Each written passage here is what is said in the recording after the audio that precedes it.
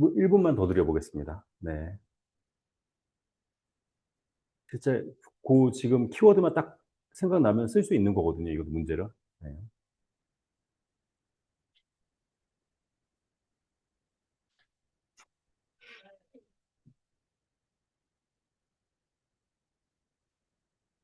음.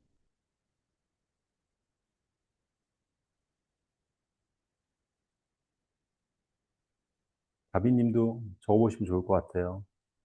네. 내용이랑 검토 항목.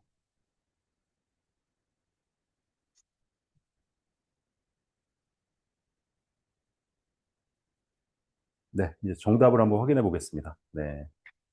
자, 사업계획서 내용 및 검토 항목이 있었고요. 아까 제가 말씀드렸다시피 얘는 20억 미만은 ISP, ISMP 면제. 그렇죠. 그 20억에는 뭐가 포함이 된다? 개발비, 장비비, 기타 감리 비용까지 다 포함이 된다.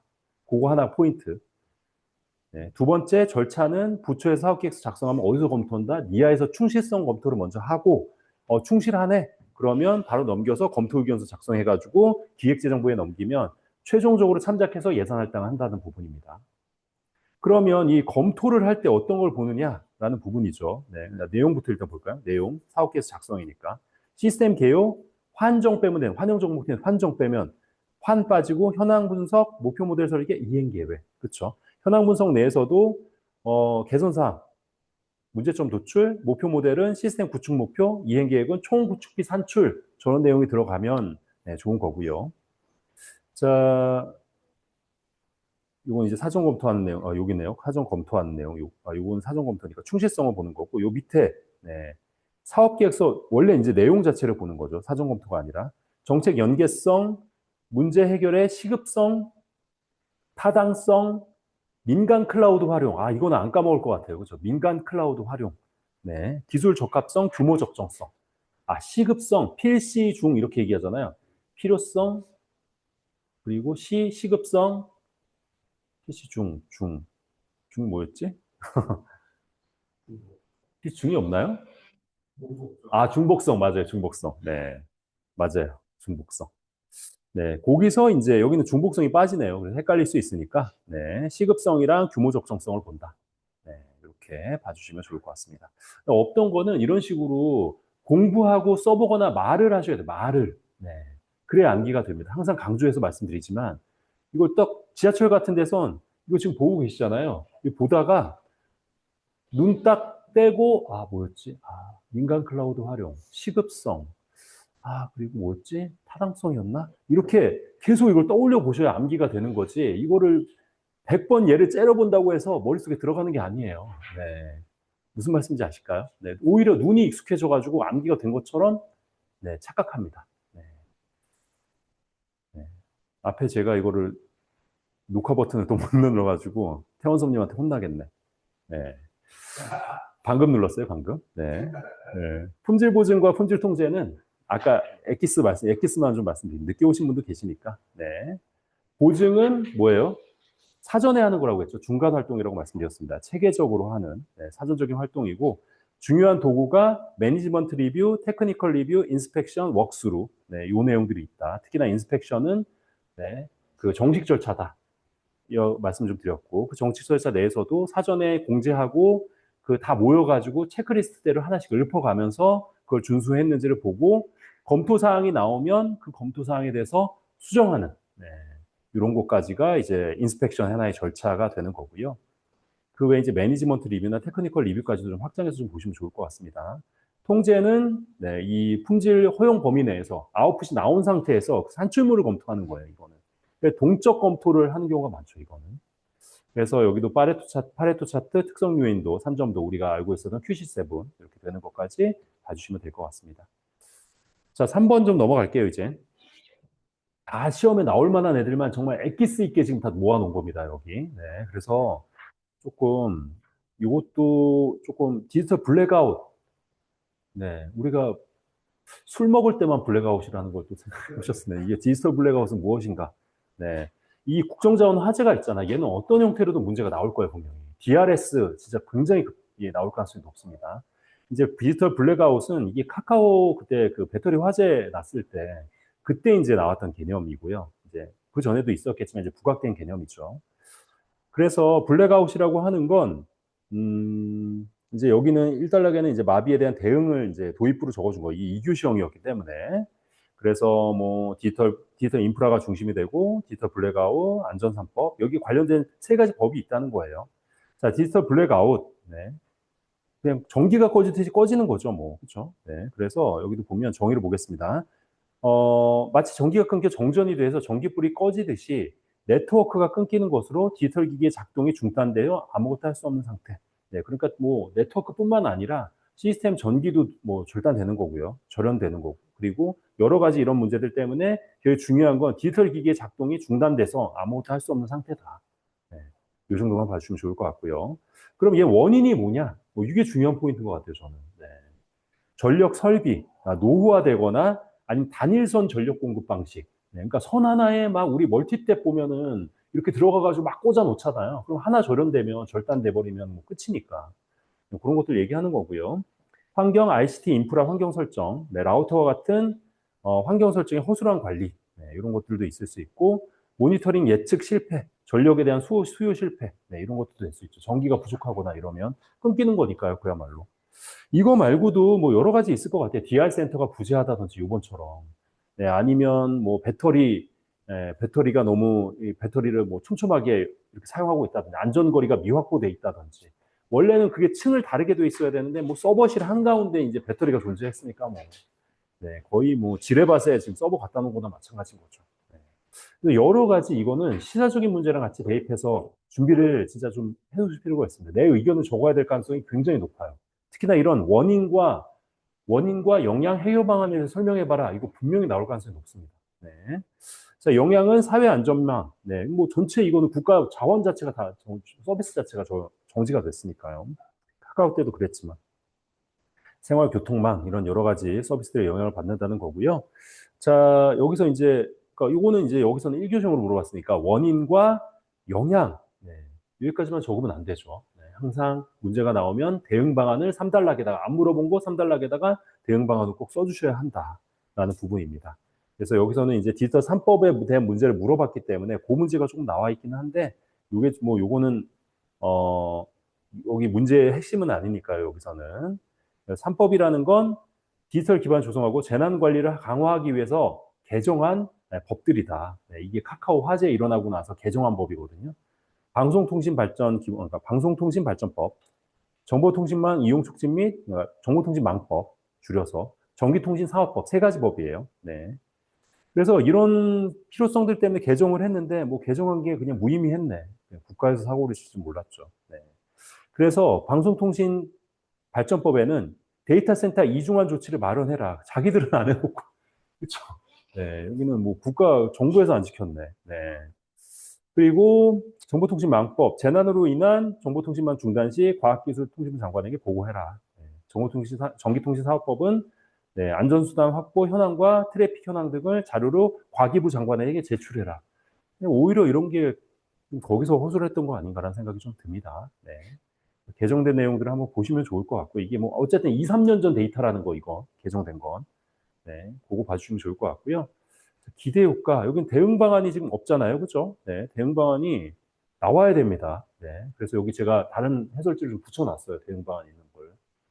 이거를 대응 방안을 2달락 나에 뭐 적으셔도 되지만, 네, 2달락 나에 뭐 적을 게 좀 많다라고 생각이 되시면, 2달락 나의 원인과 대응 방안 이렇게 적으셔도 되고요.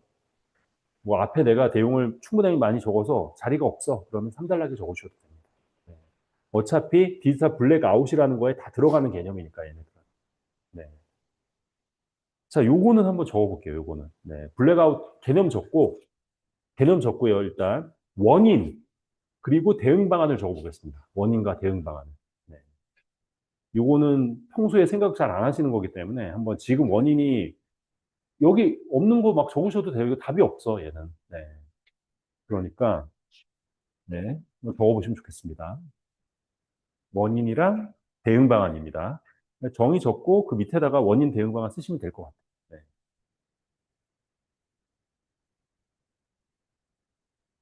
뭐 배터리 관리 소홀 뭐 이런 것도 될 수도 있을 것 같고. 네. 안전 대응 체계 미비. 이렇게 쓰셔도 돼요. 이것도 관리적 뭔가 기술적 이렇게 나눠볼 수도 있겠네요. 그러고 보니까. 네.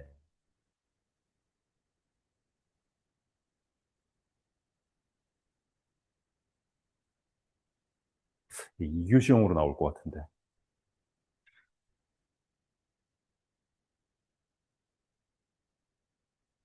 네. 블랙아웃이라는 것도 그냥 개념적으로는 알고 있는데 또 쓰려고 하면 또 잘 안 써질 수 있거든요. 네. 그러니까 한번 좀 적어보시면 좋겠습니다. 본인의 언어로 바꿔서. 네.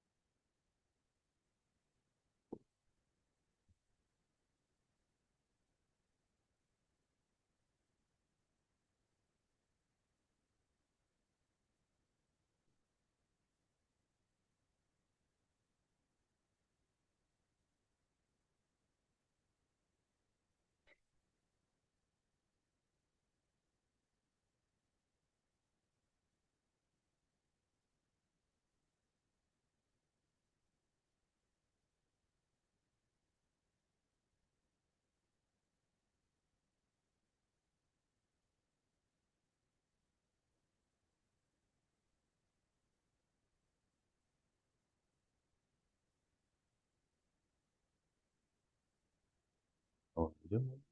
김주원님은 그냥 술술술술술 쓰시네. 어우, 야, 야. 네, 어우, 네. 그렇죠. 그렇게 쓰시는 거죠. 네.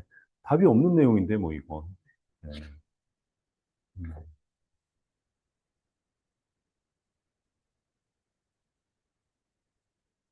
김승희님은 연습을 하실 때도 조금 깔끔하게 적으시는 연습을 같이 하시면 어떨까요? 여기 답안지에도 그렇게 나오는 것 같아서 연습을 같이 해보시면 어떨까? 네. 너무 그렇게 이게 습관적으로 나올까 봐 좀 걱정됩니다. 네. 네, 그러니까요. 네. 이거 방법을 바꾸셨네요. 이것도 괜찮네. 디지털로 가니까. 네. 괜찮네요. 네. 오, 네. 괜찮네요. 네. 그게 암기 노트죠, 뭐. 네.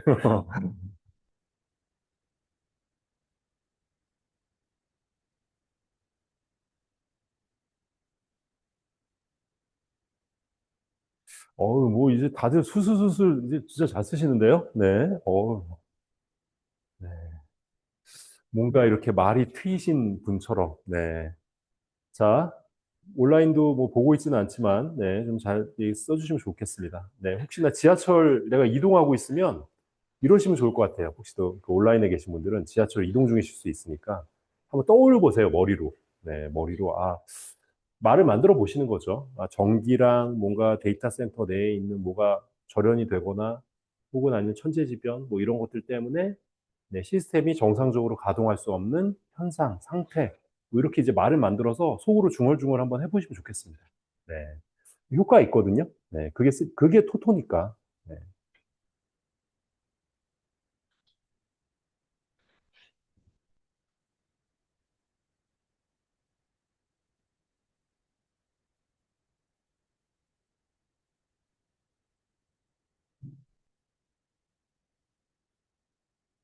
그래서 내일 아침에 혹시나 뭐 이게 디지털 블랙아웃이 딱 생각이 나시면 혹시나, 네. 원인이 뭐였지? 뭘 더 쓰지? 대응 방안? 이런 것도 되지 않나? 이런 것들을 조금 계속 떠올려 보시면 좋을 것 같아요. 네. 이거는 진짜 이 해설지대로 암기해서 쓰면 더 점수 안 나올 가능성이 높습니다. 네, 그냥 이런 느낌인데 다른 차별화된 답안을 쓰는 게 훨씬 더 좋을 것 같아요. 자, 다음 넘어가겠습니다. DX랑 AX이고요. 이게 심화분들도 되게 힘들어하셨어요, 이것 때문에. 네, 이거를 네, 평소에는 이런 색깔까지 이제 안 해본 거지. 그냥 AX, DX는 따로 나왔으니까. 네. 그런데 이거를 막상 또 두 개의 차이점을 얘기하라고 하면 이제 쉽지 않은 문제였습니다. 이거는 그렇죠. 네. 그래서 DX 둘 다 트랜스포메이션이에요. 전환인데 하나는 인공지능 전환이고 하나는 디지털로 전환하는 겁니다.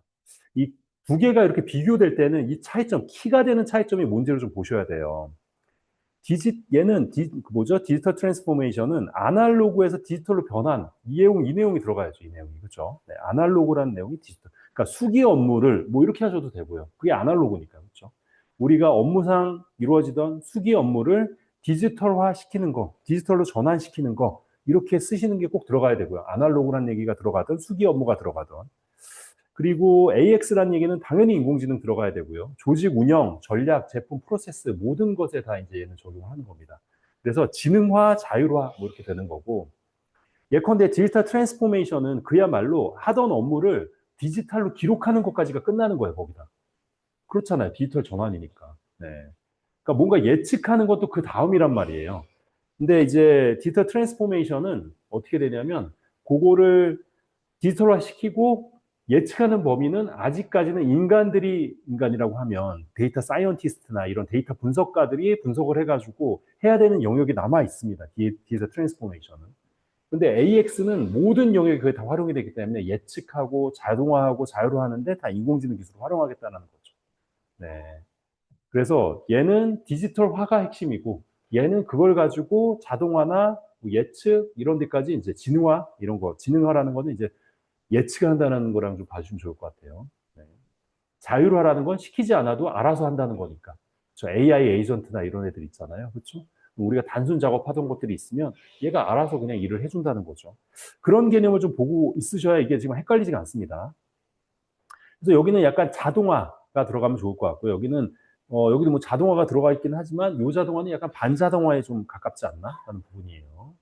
최적화, 네, 의사결정까지 가능한 거고 여기는 업무 프로세스의 디지털화, 여기는 비즈니스의 혁신, 뭐 고도화 뭐 이렇게 들어가 있는데 결국엔 주요 기술이 조금 달라요. 네, 저기는 인공지능 기술들을 일단 다 넣으시면 되고 저 왼쪽에는 클라우드, 빅데이터, 모바일 기술, 인프라 뭐 이렇게 예컨대 공장에서 뭔가 생산을 하고 있었어요. 그전에는 뭔가 이 프로세스가 기록도 안 돼 있었고 그냥 말로 뭐 종이에 기록한다든지 이랬던 건데 그게 이제 다 자동으로 처리가 되려면 시스템도 들어와야 되고 그렇죠? 뭐 예컨대 이동을 하더라도 단말 같은 게 다 있어야 그걸 가지고 입력을 하든지 할 거잖아요. 결국엔 디지털화라는 게 데이터가 입력이 돼야 되니까. 네. 그렇기 때문에 조직 내의 디지털 업무 환경 이런 것들도 중요한 겁니다. 디지털 업무 환경이라는 게 그동안에는 그냥 말로 넘겨주던 걸 얘는 이제 디지털로 한다는 거죠.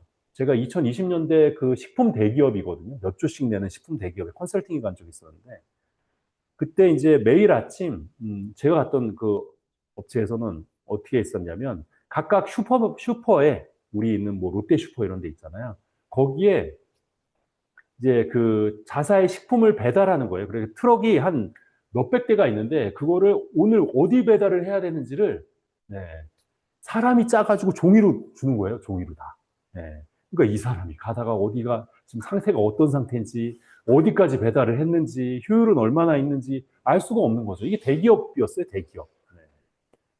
이제 2020년도였습니다. 뭐 꽤 지나긴 했네요. 이제는. 그러니까 그런 것들을 이제 디지털화 시키려면 시스템도 들어와야 되고 뭐 차량 같은데 뭐 차량 추적기 이런 것도 달아야 되는 거고 네, 이렇게 되는 거고 AX는 그야말로 그렇게 디지털화 되어 있는 것들을 분석해서 자동화하고 의사결정 내리고 이런 부분입니다. 네, 이렇게 좀 봐주시면 좋을 것 같아요. 이거는 한번 좀 읽어보시면 될 것 같아서 넘어가겠습니다. 이거는. 자, 이해관계자 분석 모델은 어디 있는 거냐면 우리가 한장 도메인 좀 보면 여기 있죠. 여기 제가 프로젝트 관리에서 지금 남아있는 거 몇 개 없다. 그쵸? 네, 나올 만한 거 지금 품질 관리랑 품질 통제 이 부분. 그래서 1번 문제로 낸 거고요, 제가. 그리고 이해관계자 식별 꼭 나올 것 같다. 이쪽 두 가지. 네, 그리고 동기부여 이론이랑 이렇게 좀 언급을 드린 애들이 있잖아요. 그래서 이걸 출제한 거예요. 자, 얘는 어떤 거냐면 이해관계자 분석 모델이잖아요. 그래서 이건 적어놨고요. 출제 이유는 프로젝트에 직간접적으로 영향을 미칠 수 있는 개인 혹은 아닌 조직을 식별하고 이들의 기대치와 영향도를 분석해서 네, 뭐 프로젝트에 긍정적인 네, 영향을 주도록 관리하는 활동이죠. 네. 그래서 프로세스도 되어 있는데 뭐 관리라고 들어가면 관리 활동 이렇게 넣는 게 좀 제일 네, 자연스러운 것 같습니다. 그래서 결국엔 식별하고 이들의 기대치 영향도 분석해서 뭐 예컨대 이들의 기대 사항을 제때 관리해 주는 거죠. 네, 그래서 프로젝트 노련한 PM들은 프로젝트에 딱 참여하면 여기에 주요 이해관계자 누군지부터 일단 파악해요. 네, 그래서 그분들이랑 일단 친해지려고 노력을 하는 거죠. 네. 자, 그래서 이 관리 절차도 한번 보시면 좋을 것 같고요. 식별하고 참여 계획 수립하고 참여 관리하고. 근데 여기서 물어본 건 분석 모델이잖아요. 그러면 분석 모델이라는 건 뭐예요?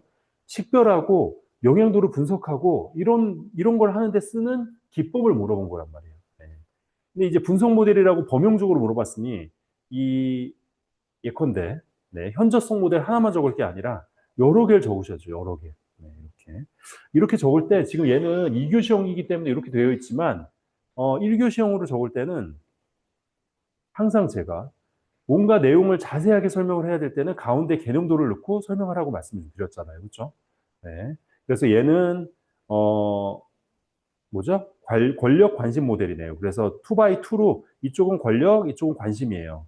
관심도 높고 권력도 높은 걸 매니징 클로즈리 밀착 관리해 줘야 된다는 얘기고 반대에 있는 거는 그냥 모니터링 하고 있다가 이 사람이 언제 이 다른 영역으로 옮겨가나 정도만 보는 거죠. 그래서 이 그림을 이 가운데에 그리고 그렇죠? 여기에 대한 설명을 적어 주시면 되는 거죠. 이렇게 구성도 같이 생각을 해 가시면서 좀 공부하실 때 하시면 좀 도움이 되실 것 같습니다. 네, 그래서 이거는 다 표현할 수가 없으니까 설명란에 뭐 4가지 유형으로 구분하고 하는데 이걸 다 쓸 수 없으니 주도적 참가자 등 4가지 유형으로 구분해서 관리하는 모델 이 정도만 쓰시면 되는 거죠. 그리고 주요 팩터는 권력과 관심도다. 자, 이 현저성 모델은 3가지 팩터를 보는 거, 3차원으로 보는 거예요. 그야말로. 네. 키워드는 합법, 긴급, 그리고 네, 권력. 네, 권력, 합법, 긴급도. 그래서 가운데 3가지가 겹치는 저 부분이 제일 네, 중요한 부분이죠. 네. 결정적인 이해관계자. 네, 여기가 이제 7번이고요. 여기. 항상 좀 말씀드리지만 저는 공부할 때 권력과 네, 긴급도까지는 이해가 되는데 합법성이라는 게 이해가 잘 안 되더라고요. 합법 갑자기 이거 불법일 수가 있나? 이 프로젝트에서? 네, 이런 생각들을 하고 있었는데 저 합법성이라는 건 이렇게 봐주시면 좋을 것 같아요. 내가 이 프로젝트에 저 사람이 이 숟가락 얹을 수 있는 네, 위치에 있는가? 네. 감나라 배나라 할 위치에 있는가? 네. 그렇지 관계도 없는 사람이 뭐 이건 이래야 되는 이런 사람들 그냥 얘기는 무시해도 된다는 거예요. 그야말로. 네, 합법성이 없으니까. 네, 그렇게 봐주시면 좋을 것 같습니다. 여기는 그러니까 중요한 건 첫 번째 아까 보셨던 권력 관심 그리고 현저성 모델 그리고 얘네들의 권력 관심이니까 그게 키워드가 되고 4분면에 나눠서 네, 여기가 중요하다 뭐 이런 것들을 그림으로 표현할 수 있으면 되는 거죠. 네. 그래서 이것도 네, 한번 좀 나중에 살펴보시면 될 것 같아서 이것도 그냥 넘어갈게요. 자, PI 매트릭스, PI 그러니까 프로세스 이노베이션 그리고 BPR 네, 이 2가지를 가장 좀 많이 물어보고요. 헷갈려 하죠. 네. 그래서 여기 우리가 프로세스 개선하는데 여기 있습니다. 여기 혁신 기법에 프로세스 관리 영역에 BPM이라고 하면 비즈니스 프로세스 매니지먼트 관리 활동이고 BPR과 PI가 프로세스를 혁신하는 기존에 우리가 고객 문의가 들어오면 그 고객 문의를 내가 1차 분석하고 2차 유관 부서에 얘기해서 답변 받아서 뭐 이런 여러 가지 일련의 절차들이 있을 거잖아요. 네, 각각의 업무들마다. 그런 업무들을 비효율을 개선해야 되는데 그 개선을 어떻게 할 거야? 저 2가지 방법이 있다는 거예요. BPR, PI. 왠지 PI가 이노베이션이라는 내용이 들어가 있어서 더 극단적일 것 같지만 더 극단적인 건 BPR이 훨씬 더 극단적이죠. 네. 아예 없던 거에서부터 시작하겠다. 네, 일단 기존 건 무시해. 네, 아예 바닥에서 다시 시작해봐. 이렇게 되는 거고요. 전면적인 프로세스 개선 수행. 그래서 까만색으로 이렇게 볼드체로 되어 있는 거예요. 얘는 그때도 한번 말씀드렸지만 제로 베이스라는 내용이 꼭 들어가야 됩니다. 제로 베이스. 핵심 키워드, 핵심 키워드. 그리고 PI는 점진적이라는 내용이 들어가면 좋습니다. 점진적. 네. 그래서 기존에 있는 걸 점진적으로 최적화시키는 거예요. 그러니까 부수지 않고 주요한 와닥들이 있으면 그 안에서 점진적으로 최적화시켜 나가는 게 PI다. BPR은 아예 없던 걸로 하겠다. 네. 그래서 근본적으로 재설계라는 극적인 성과 이렇게 약간 네, 봐주시면 좋을 것 같아요. 그래서 우리 회사에서 프로세스를 뭔가 개선하고 싶은데 아예 처음부터 시작한다? BPR을 하고 계시는군요. 이렇게 되는 거고 PI는 아예 네, 기존에 있는 부분들을 재설계하는 게 아니라 네, 기존에 있는 걸 점진적으로 최적화시켜 나가는 거예요. 네. 자, 그래서 항상 이 2가지 표가 있으면 네, 중요한 부분들이 이제 답안지에 쓰시는 게 관점에서 말씀 좀 드리면 요 항목이 중요하다고 항상 말씀드립니다. 네, 요거를 막 이렇게 묶어가지고 여기는 목표 이렇게 묶어가지고 네, 절차, 기법 이런 식으로 쓰면은 안 된다. 세 개밖에 안 되는 거다 그러면. 네, 그래서 항상 항목을 쓰시고요. 제일 어려워하시는 게 요 항목을 도출하는 거죠, 그죠? 네, 두 가지 방법이 있는데요. 하나는 내가 PI를 물어봤을 때 적을 만한 내용들이 분명히 좀 있을 거예요. 예컨대 뭐 절차, 뭐 수행 방식, 출발을 한다면 출발점 어디, 뭐 아니면 목표는 뭐고, 이해관계자를 누구 참여시키고, 내가 PI를 물어보면 거기에 대해 설명해야지라고 하는 애들을 여기에 쭉 적으시면 돼요, 일단은. 네. 그런 다음에 대부분은 이 같이 물어보는 애는 반대거든요, 반대. 네. 그럼 그걸 기반으로 네, 조금 써주시면 좋아요. 물론 목표는 좀 다르긴 하겠지만, 네. 네, 그렇게 봐주시면 조금 좋을 것 같고요. 네. 그게 안 된다라고 하면 일단 PI를 쭉 적으세요, 그냥. 네. PI에 관련된 거 적을 만큼 적으신 다음에 여기에 있는 내용을 거꾸로 도출을 해오는 방법도 있습니다. 네. 여기서 이렇게. 네, 그런데 제가 해보니 이걸 먼저 쓰고 어쨌든 쓰는 게 더 빠르긴 하더라고. 잘 안 나오더라고요. 내용 적고 이렇게 도출하는 건. 네, 그렇게 봐주시면 좋을 것 같고. 자, 여기는 보면 아까 말씀드린 것처럼 PI는 뭐다? 점진적이다. 네. 얘는 뭐다? 급진적이다. 그래서 제로 베이스가 꼭 들어가야 된다. 네. 목표는 장기적인 경쟁력. 그러니까 근시안적으로 보지 말고 근본적으로 장기적인 관점에서 재설계를 해보자라는 거니까 장기적이라는 내용이 그래서 들어갑니다. 얘는 PI는 시장 변화에 따라서 하는 거예요. 우리가 1년 전에 잘 돌아가던 게 있어. 근데 고객의 니즈가 바뀐다든지 아니면 시장의 변화가 있어서 신규 제품을 출시한다든지 이렇게 될 수 있잖아요. 그러면 그 시점에는 프로세스가 바뀌어야 된단 말이에요. 그때 하는 게 뭐다? PI다, PI. 네. 그래서 단계적, 급진적. 얘도 소요 기간이 3, 5년, 뭐 얘는 6에서 12개월이네요. 그렇죠? 소요 기간이. 왜 얘가 그러니까 요거를 최적화를 단계적으로 그때그때 이슈가 있으면 그때그때 바꿔 나간다는 거예요, 얘는. 네, 얘는 6에서 12개월 만에 만들어 내야 되니까 새로. 그러니까 얘는 짧은 거예요. 이해가 되셨으면 좋겠습니다. 탑다운, 보텀업 둘 다 쓰는 거고, BPR은 탑다운이다. 그렇죠. 네. 일단은 이거는 최고 의사결정자가 내려주지 않으면 이거는 계속 서로 네, 뭐죠? 그 일미루기가 돼서 네, 진척이 안 됩니다. 책임자는 요게 경영자 레벨이네. 바뀌어야 될 것 같은 느낌인데. 아무튼 프로세스 오너 네, 있네요. 얘는 최고 경영자 레벨이고 오히려 BPR이 최고 경영자 레벨일 것 같은데 이건 조금 애매한 부분이 있네요. 네. 자, 요것도 그 정도만 봐주시고 넘어가 주시면 좋을 것 같고요. 네. 아, 요거는 정의 적고 핵심 키워드 두 가지 차이점 한번 적어보겠습니다. 이거는 비교니까 비교 템플릿으로 적을게요. 비교 템플릿. 네. 네. 비교 템플릿으로 적어보겠습니다. 비교 템플릿 정의 적고 핵심 차이를 키워드로 쭉 적어보실게요. 이제 개념이 좀 헷갈릴 수 있으니까요. 네.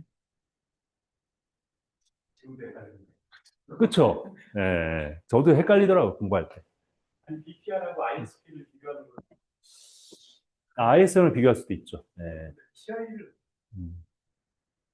PI하고 비교가 안 해요. 그, 포스코가 PI 하면서 PI가 떴는데 그거에 그랬군요. 네. 상황에 따라서 나는 거예요. 공공 쪽에서는 이 사업 자체가 BPI랑 ISP 사업이 있잖아요. 네. 그래서 아마 그렇게 좀 생각이 되실 텐데, 프로세스 개선 차원에서 보면 일반 기업에서는 이렇게 좀 많이 비교합니다. PI 계획이나 이거 있잖아요. 그럼요. 계획을 짠다기보다는 기존에 있는 거를 시장 상황에 맞춰서 계속 프로세스를 수정해 나가는 거예요. 요거는. 있던 프로세스의 준기는 있고, 그걸 수정한다, 최적화시킨다. BPR은 아예 없던 걸로 치고 만들어낸다. 네, 이렇게.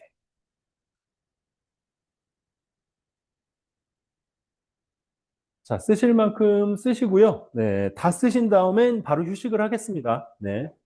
지금 쓰실 만큼 쓰신 다음에, 네, 30분에 그럼 끝나실 거니까 40분까지 휴식하고, 네, 40분부터 다시 시작하겠습니다. 네, 경영 문제 좀 잠깐 조금 살펴볼게요. 요거. 네, 제가 띄워놓은 게 있어서 멘토용으로 또 영향이 없으니까. 자, 경영이 137회부터 130회 때까지 볼 거니까요. 그러면은 대략 한 3회차 정도 보면 2년치를 지금 보는 거거든요. 경영에. 네, 정보관리 기준이지만. 사실 컴싱은 뭐 경영 별로 안 나오니까. 블라블라 SLA의 구성 요소와 절차. 저거는 뭐 기본 핵심반 때 쓰는 거죠. 그렇죠. 네. A 기업의 특성을 고려해서 하드웨어, 소프트웨어, 네트워크 영역별 SLA 지표. 이게 이제 응용의 영역인 거죠. 제가 나오는 게 계속 나온다라는 말씀 좀 드리잖아요. 그런데도 불구하고 이렇게 조금씩 응용해서 나올 수는 있습니다. 네. 측정 방법과 사례. 이것도 보면은 재해복구 시스템. 네, 이 성견지명이네, 이분은 참. 네, 그래서 다중 동시 가동 방식과 재해복구 시스템에 대해서 한번 설명하시고 개념 특징, 주요 기술 요소. 이것도 대부분은 다 DRS의 기본 개념을 가지고 다 쓰셨더라고요. 멀티 리전이라는 게 리전이라 지역이잖아요. 그렇죠? 멀티 리전이니까 지역적으로 분산된 상태에서 운영이 되는 네, 그런 재해복구 시스템이 아닐까? 그리고 액티브는 그야말로 동시에 가동 중인 애들이고 서로 문제가 생겼을 때 상대방한테 이제 테이크오버 되는 부분으로 이렇게 다 쓰셨고요. 가끔가다 경영이 이렇게 화이트 레이블 마케팅 이렇게 생뚱맞게 나와요. 이렇게. 네, 여기 밑에 보면 다 예상이 되는 애들이거든요. SCM, AX 뭐 다 나온다고 다 얘기했던 거. 디지털 교과서도 마찬가지고, 딥페이크도 마찬가지고. 한데 이렇게 생뚱맞게 시장 규모 추정 방법 이런 거 물어봐요. 둘 중에 하나입니다. 내가 얘가 유추가 된다고 하면 쓰시면 되고요. 사실 이걸 보면 그 어려운 건 아니에요. 토탈 어드레서블, 토탈 지향적인 마켓, 그러니까 전체 시장을 얘기하는 거고, 서비스업을, 그러니까 서비스가 가능한 시장을 얘기하는 거고, 그렇죠? 얘는 서비스업을 옵테이너블, 옵테인이 획득하다 약간 들어 뜻이잖아요. 그러면 아 우리가 이거를 얻을 수 있는 시장을 점점 파일을 줄여가면서 보는 거죠, 이렇게. 전체 시장 중에 서비스 가능한 시장이 있고 그 서비스 가능한 시장을 내가 다 못 먹으니까 그 중에서 내가 엑기스 있게 가져가는 시장을 이제 줄여 나가는 거예요. 그러니까 이렇게 떠오르면 쓰시는 거고, 네. 안 되면 그냥 가셔야죠. 포기하고 가시는 수밖에 없는데, 자, 그런 측면에서 제가 이걸 좀 하나 보여드릴게요. 보통 사람들은 어떤 의사결정을 내릴까? 자, 마음속에 한번 준비를 해보세요. 이게 실제 이용 문제가 나왔다. 아까 TAM, 그게 나왔다. 그럼 난 어떻게 할 것인가? 물론 이제 다른 문제를 골라야겠지만, 네. 이걸 쓸 수밖에 없는 상황이면 또 써야 되잖아요. 그렇죠? 네. 그러면 대부분의 사람들은 어떻게 하는지를 한번 보겠습니다. 과정이 있겠구나.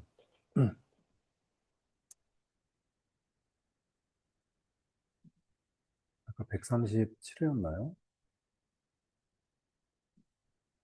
화이트 레이블 마케팅 이거잖아요. 크게만 보겠습니다. 여기거든요, 여기. 네. 자, 그냥 느낌만 보시면 돼요. 이거 뭐안 보인다고 뭐 이렇게 안 하셔도 느낌만 보시면. 지금 합격자거든요, 여기서부터 여기까지가. 안 쓰죠? 네. 모험을 걸지 않는다. 밑에 있는 사람들은 왜 썼을까? 왜 썼을까요? 정답. 점수가 어떻다 그러니까 3.7, 3.7, 3.7, 4.7, 3.7, 3.7, 5점 하나 있네, 5점. 송명관님 5점 받았네. 5.3점도 한 명 있네. 김시원, 뭐, 네. 잘해요, 5점이다. 모험 걸지 않는다. 네. 그리고 또 아까 TAM 그거 있잖아요, TAM. 1교 시험이었죠? 또 1교 시험. 134회인가 그랬을 텐데. 시장 규모 측정 이거. 여기거든요. 여기. 안 쓰잖아요. 마치 뭐 홍해를 가르치시고 뚝 떨어져가지고 그죠? 네, 안 쓰는 게 맞죠. 네. 이땐 또 다른 게 쓸 게 많았어요. 이렇게 다 찍어준 애들이기 때문에 빨간색이 다 찍어준 거거든요. 네. 그럼 다른 거 쓸 게 많으니까 굳이 이걸 모험해가지고 쓸 필요가 없어서 그랬던 것도 있는 것 같고 뭐 썼다 한들 점수가 그렇게 높진 않습니다. 지금 보면. 네. 합격자 안 쓴다. 네. 가장 좋은 건 다른 커버리지를 늘려나가는 게 가장 좋고요. 네. 왜 그럼 이런 거는 이거 왜 내냐 그러면 남 다 모르는 거 이거 왜 내냐 변별력. 네. 변별력을 이제 주려고 네, 저런 것도 몇 가지 섞습니다. 그래서 경영에서 진짜 이렇게 생뚱맞게 나오는 거 빼놓고는 경영에 있는 애들은요 반복 출제라고 봐주시면 될 것 같아요. 반복 출제다. 네. 자, SLA, 그렇죠? 재해복구 시스템, SCM, AX 이거는 뭐 시대적으로 나올 수밖에 없으니까. 디지털 교과서도 시대적으로 나올 수밖에 없으니까. 딥페이크 시대적으로 나올 수밖에 없는 애들이죠. 이 세 개는 3, 4 모의고사에서 다 찍었던 애들이에요. 이거 나올 거라고. IT 거버넌스 전통 토픽이죠. ESG 기술 수용 모델, BCP 아까 위에 DRS 있었잖아요. 그렇죠? BCP. ISO 2만 ITSM이거든요. 이거는 경영환경 분석하는 수화 3C 패스트 전략 분석하는 부분이 있잖아요. 이거는 3만 1000 이게 아마 저거랑 관련이 있는 애들 거예요. 저기 ESG랑 데이터 거래소 14,000 인증 이것도 ESG랑 관련 있는 거. 디지털 트랜스포메이션 시대적 ISP BPR. 네. 뭐 이제 ISP 전략적 기업 경영 ISP ISMP 뭐 이런 생뚱맞은 게 나온다는 거예요. AHP 이런 애들. 네. 나머지는 다 반복해서 나오거나 아니면 그 시점에 정말 AX처럼 이슈가 돼서 이렇게 출제하는 애들. 네. 그러니까 경영은 어떻게 보면 알잖아요. 그런데 다 이거 나올 거라는 걸 아는데도 그럼 왜 점수가 누구는 합격하고 못하냐라고 하면 그 의견의 깊이라고 생각하시면 돼요. 말을 좀 해보면 아, 저 사람이 조금 좀 아는 사람 같다. 같은 주제인데도 그렇죠? 네. 아, 이 사람은 조금 깊이가 낮은 것 같은데 이렇게 느껴지듯이 답안지에도 그런 게 좀 되고요. 경영은 특히나 그래서 신문을 좀 많이 보셔야 돼요. 신문. 어휘력이나 이런 어떤 그 시사적인 부분들까지 고려해서 좀 쓰시려면 네. 전자신문 보시는 게 제일 좋습니다. 전자신문 보시는. 네. 네? 아, 그게 시대적으로 그러니까 화이트 레이블이라는 게 원래 만들어진 게 있으면 거기에 내 상표를 붙여가지고 마케팅을 하는. 그러니까 예컨대 제가 뭐라고 할까요? 자동차를 팔고 싶은데 내가 자동차를 만들 능력은 안 돼. 중국에서 자동차를 OEM으로 내가 받는 거예요. 거기다가 내 상표, 나문이라는 상표를 받아가지고 마케팅해서 파는 거죠. 이걸 화이트 레이블이라고 하거든요. 거기까지는 생각을 못 해봤는데 아무튼 그런 걸 얘기합니다. 그래서 이게 그러면 왜 나왔을까? 이걸 왜 생뚱맞게 왜 냈을까라고 하니 이게 어떤 분이 그 얘기를 하시더라고요. 아, 멘토님, 제가 이거 이래서 낸 것 같아요. 라고 얘기하시는데 어떤 부분이냐면, 인공지능 모델들이 되게 많았잖아요. GPT 모델 있고, 뭐, 제미나이, 뭐, 여러 가지 기반 파운데이션 모델들이 있단 말이에요. 그 모델들을 가지고 와가지고, 내가 용도에 맞게 튜닝을 한 다음에, 거기다 내 상표를 붙여가지고 인공지능 서비스를 내놓는 거죠. 네. 그런 관점에서 내지 않았을까. 네. 왜 그러면 화이트 레이블이라는 건 제가 있었던 데서도 이제 주로 사스 기업에서, 네. 예컨대 이제 저희 같은 기업도 이제 그때 마케팅 툴을 만들어주는데, 이제 마케팅 툴을 만들어주면 본인 기업에 맞게 뭔가 이런 외관이 보이고 싶어 하거든요. 우리 뭔가 로고도 넣고 싶고, 네. 그런 거 이제 화이트 레이블링이라고 하거든요. 우리가 만들었지만 우리 기업 내에서 쓸 때는 예컨대 삼성이다. 그럼 삼성 로고 넣고 여기 옆에 칼라도 좀 파란색으로 넣고 네, 이런 거 하는 게 화이트 레이블이라고 얘기를 합니다. 네. 음. 아무튼 네, 이런 부분들 조금 봐주시면 좋을 것 같아서 냈고요. 여기 이제 제가 프로세스 맵이 이제 보니까 그 생각이 나가지고 옆에 의도 경제 이런 애들 있잖아요. 이거는 그야말로 어, 추정을 해서 쓰셔야 돼요. 이런 거 나오면. 네. 추정을 해서. 아까 TAM 이런 게 나올 거란 걸 어떻게 알 수가 없어요, 그거는. 네. 경영 전체를 다 다뤄야 되는데, 그러면. 자, 프로세스 맵이나 의도 경제 이런 것들도 마찬가지 그런 측면에서 추정을 하셔가지고 쓰셔야 된다.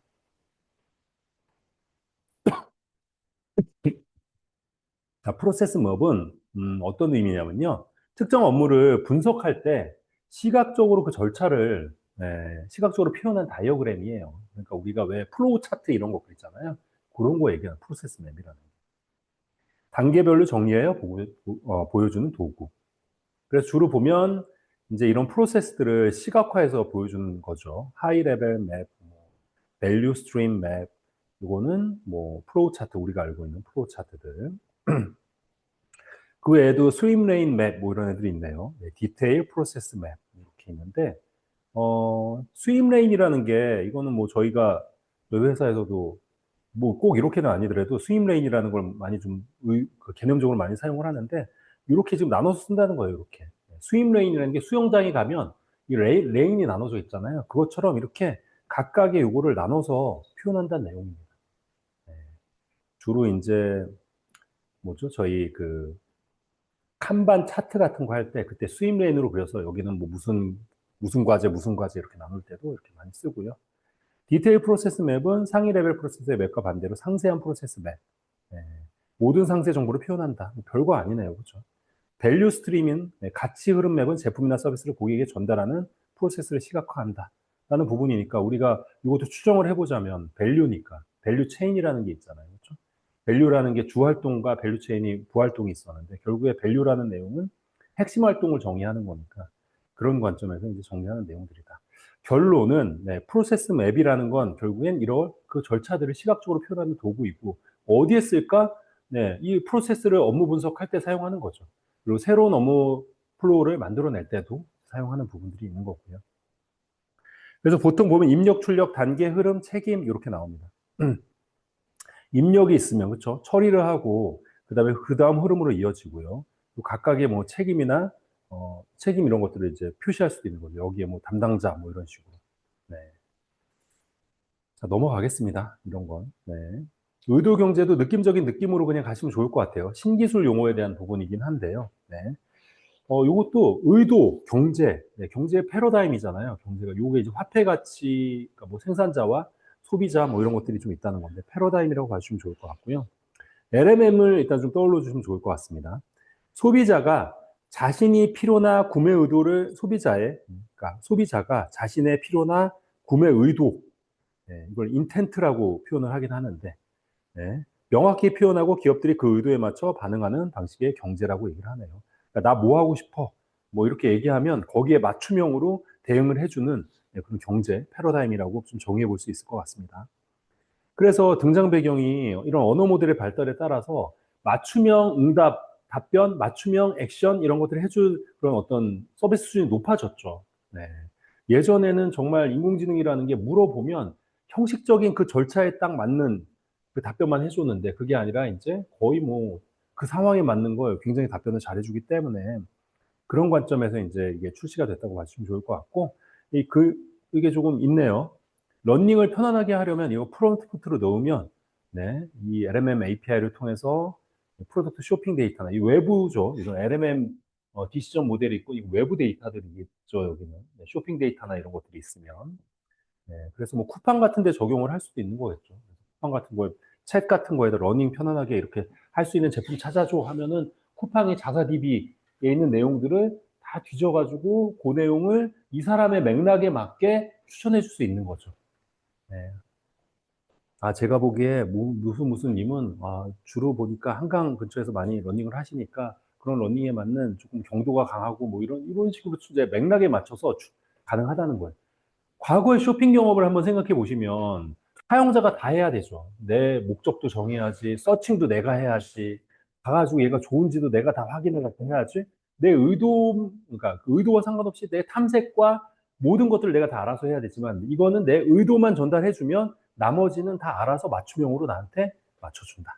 이 부분이 핵심입니다.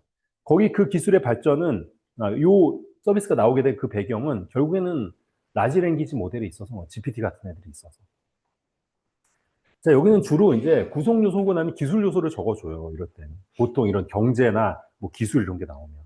대화, 프롬프트, LMM, 그리고 의도는 의도 인식 분류 모델. 그렇죠. 네. 이 사람의 의도를 읽어야 되니까 의도를 제대로 파악하는 그런 모델들이 이제 필요하게 되는 거고요.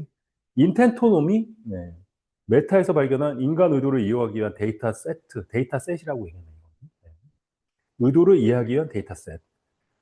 그 다음에 이제 그 혀우 필터링이라고 추천 알고리즘 같은 게 있습니다. 혀우 필터링.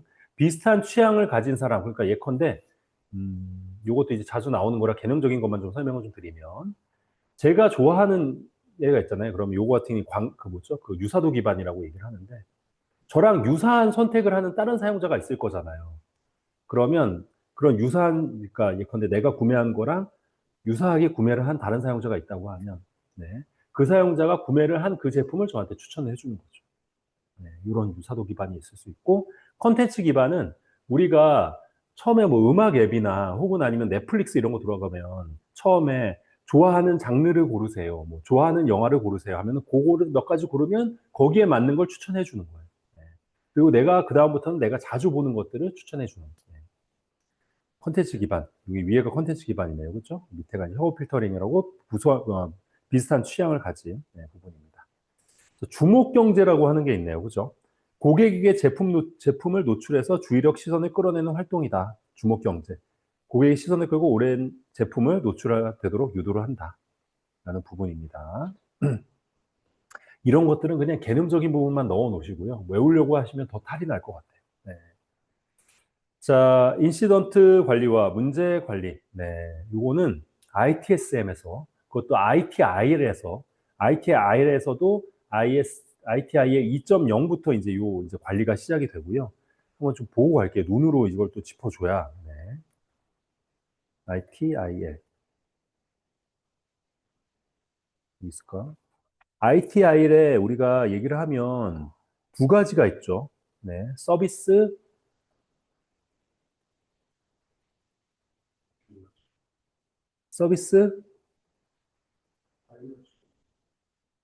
네. 아, 관리와 지원? 네. 그렇죠. 서비스 제공, 네. 딜리버리, 네. 서비스 서포트, 네. 지원, 네. 들어가는 거고요. 이거 어디 있을까? 여기. 인시던트 관리 있잖아요. 여기 지금 보면 서비스 관리 사례, 인시던트 관리, 문제 관리, 프라블럼 관리. 이 두 가지. 여기 안에 들어가는 겁니다. ITIL에 들어가는 내용이에요. 자, 그래서 이 두 가지를 시험에선 모르겠는데 모의고사 때는 되게 많이 물어봅니다. 네, 이 두 가지가 비슷비슷한 개념이라서. 자, 이거 핵심만 얘기할게요. 인시던트 관리는 장애 대응. 문제가 생기면 장애 대응하는 거예요. 근데 왠지 프라블럼 관리라고 하니까 얘가 장애 대응 아닌가 생각하실 수도 있지만 아닙니다. 인시던트, 일시적으로 관리하는 거예요. 최대한 빠르게 대응해 주는 거예요. 네. 그래서 장애가 일어난 서비스 요청했고 인시던트가 일어나면 인시던트 관리를 통해서 변경 관리하고 뭐 이렇게 되는 건데 결국에는 장애에 대한 대응이다. 인시던트의 유형은 단순 문의, 서비스 요청, 장애 이 세 가지가 있고요. 네.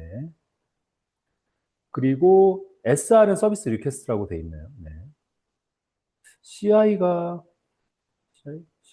아마 그걸 텐데 저희 그 뭐죠? 형상 관리하는 거기에 변경이 되는 애들일 것 같아요. 네.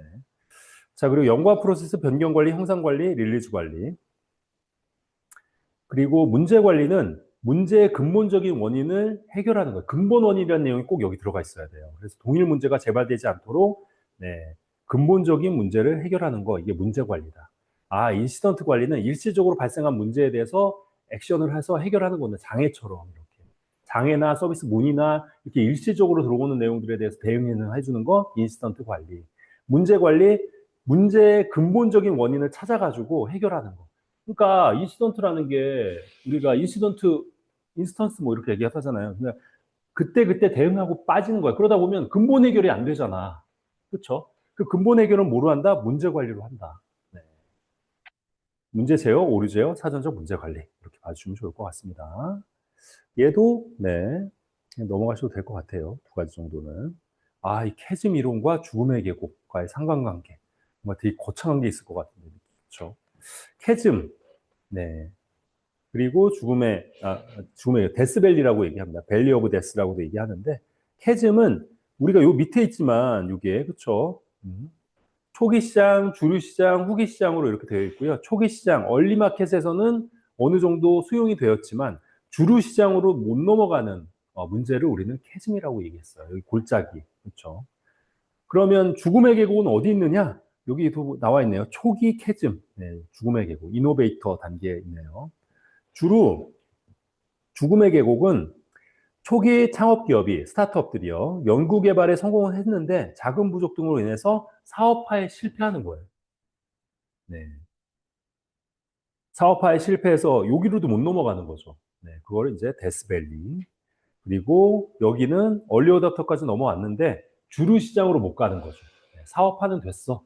근데 주류 시장으로 못 가는 초기 얼리 어답터까지는 갔지만 이렇게 봐주시면 좋을 것 같습니다.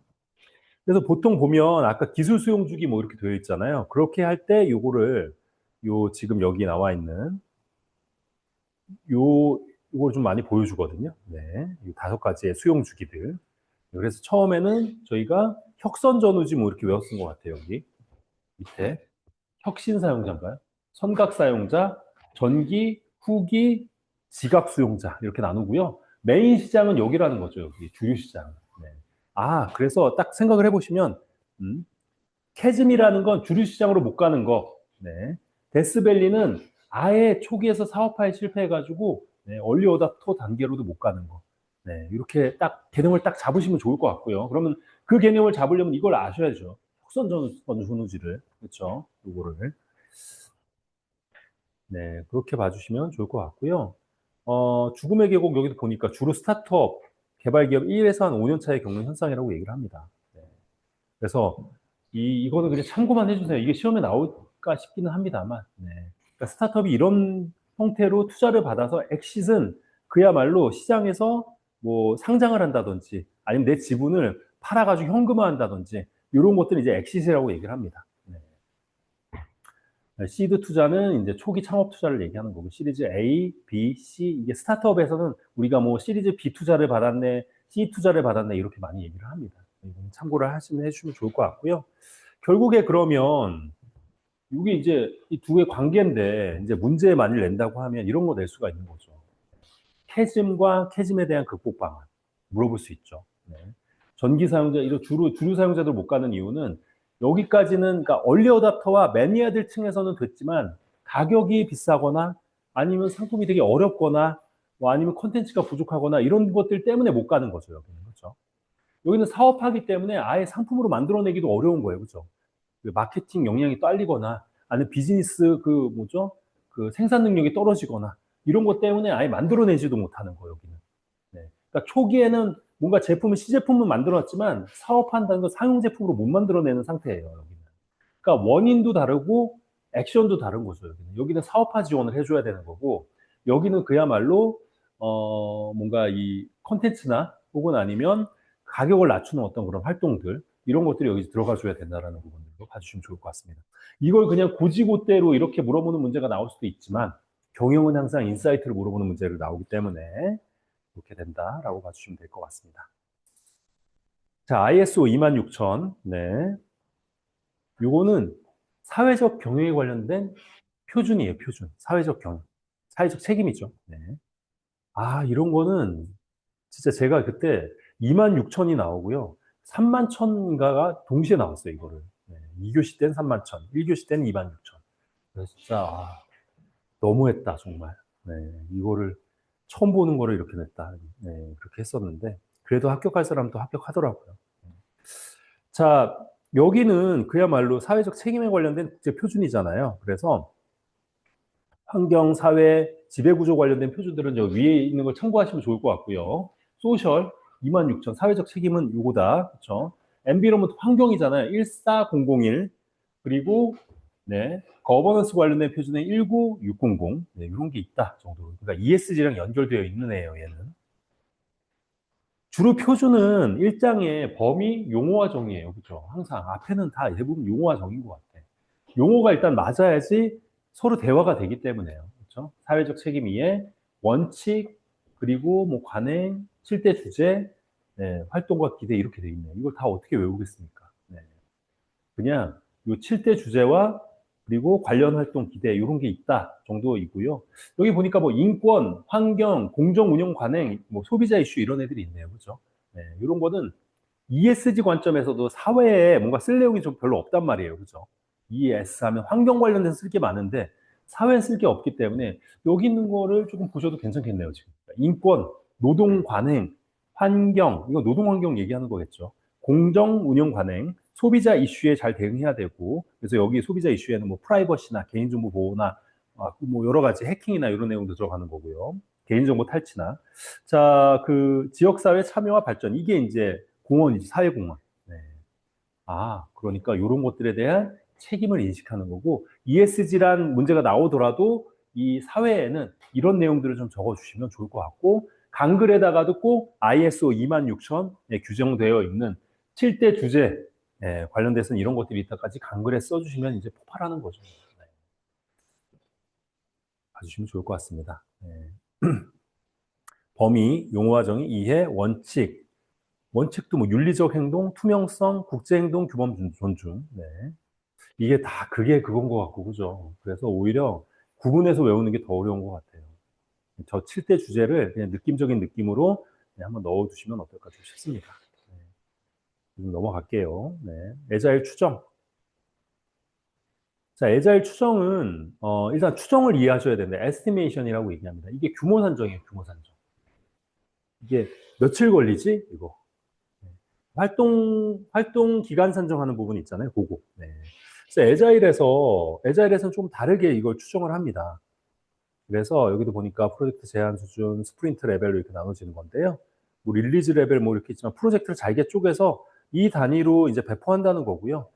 배포를 할 때도 요 단위 배포하는데 요것도 스프린트도 1번, 2번, 스프린트 1, 스프린트 2, 스프린트 3 이렇게 나누는 거죠. 네. 네, 그래서 요 단계에서 우리가 추정을 하는 부분들이 들어가는 거고요. 우리가 알고 있는 프로덕트 백로그가 요구사항 목록이잖아요. 그렇죠?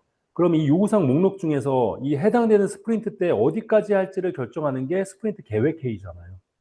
이렇게 자르고 나면 1, 2, 3번까지 우리가 요번 스프린트에 할 건데 그렇죠. 이게 요 그때 쓴다기보다는 네. 어디까지 할지를 결정할 때 이 사이즈가 결정되어 있어야 일의 크기가 되잖아요.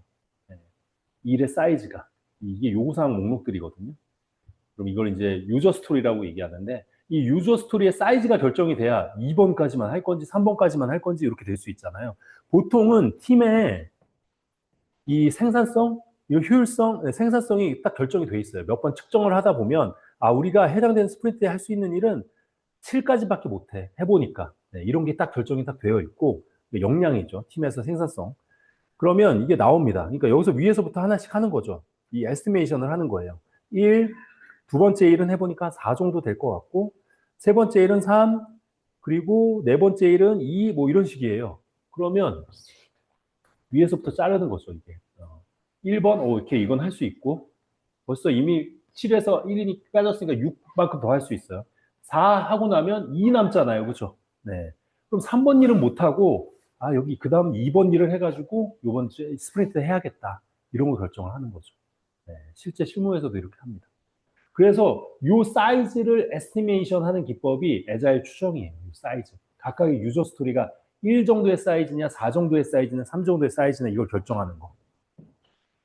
네. 네? 스토리 포인트. 1. 이런 게 스토리 포인트. 사이즈가 스토리 포인트. 얘는 유저 스토리. 유저 스토리의 사이즈를 스토리 포인트라고 합니다. 네. 자, 상대적인 규모 측정. 그렇죠. 얘는 일자로 이렇게 하지 않아요. 며칠, 며칠, 며칠 하는 게 아니라 상대적으로 우리가 일 정도의 크기가 있으면 얘는 1 대비해서 한 3 정도는 될 것 같은데 이런 식으로 상대적으로 추정하는 거예요. 네.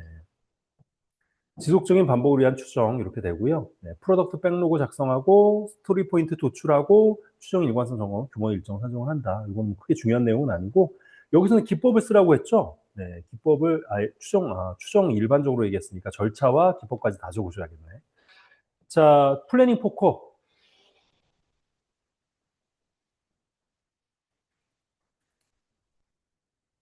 이것도 느낌을 그냥 보셔야 되니까 제가 막 단순 전달을 막 해드리는 것보다. 자, 이런 피보나치 수열로 되어 있는 카드가 있습니다. 네, 아까 제가 막 얘기했잖아요. 스토리 포인트 1이냐, 2냐, 3이냐, 5냐 이렇게 돼 있다고 했잖아요.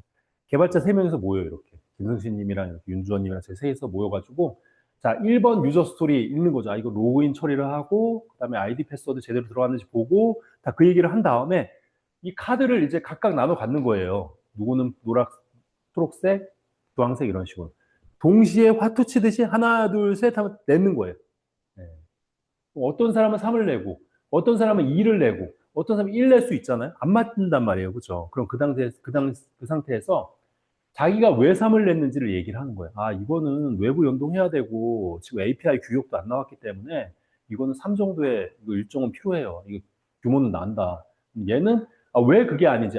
기존에 API 연동했으니까 그거 쓰면 되니까, 사실 그거는 고려 안 해도 된다. 그래서 나는 2로 잡았다. 이런 식으로 하고, 그 다음에 또 내요. 그런 다음에 이게 일치가 될 때까지 하는 겁니다, 결국엔. 네.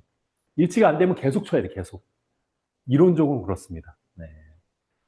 그래서 여기 보면 커피도 있거든요. 이제 그만 치고 이제 커피 마시러 가자. 네, 이런 애들도 있어요. 실무에서 잘 쓸까요? 네.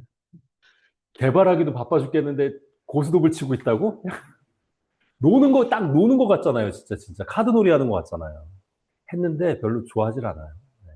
그리고 해도 결국 개발자들부터가 이거 별로 실효성이 없다고 생각하는 게 왜 그러냐면 이거 할 시간에 나 지금 개발 이만큼 지금 해야 되는데 지금 이거 할 시간이 어디 있냐.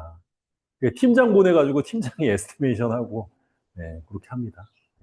처음에는 신기해가지고 좀 해보긴 했는데 아무튼 장점이 있어요. 장점은 뭐냐면 이게 왜 그만큼의 사이즈를 갖는지를 네, 서로 다 이해를 하게 돼요. 개발하는 사람들끼리 다. 그리고 내가 신입이란 말이에요. 개발자 몇 년 차가 안 됐어. 그러면 추정하는 방법을 배울 데가 없잖아요. 이게 며칠짜리야, 이런 것들을.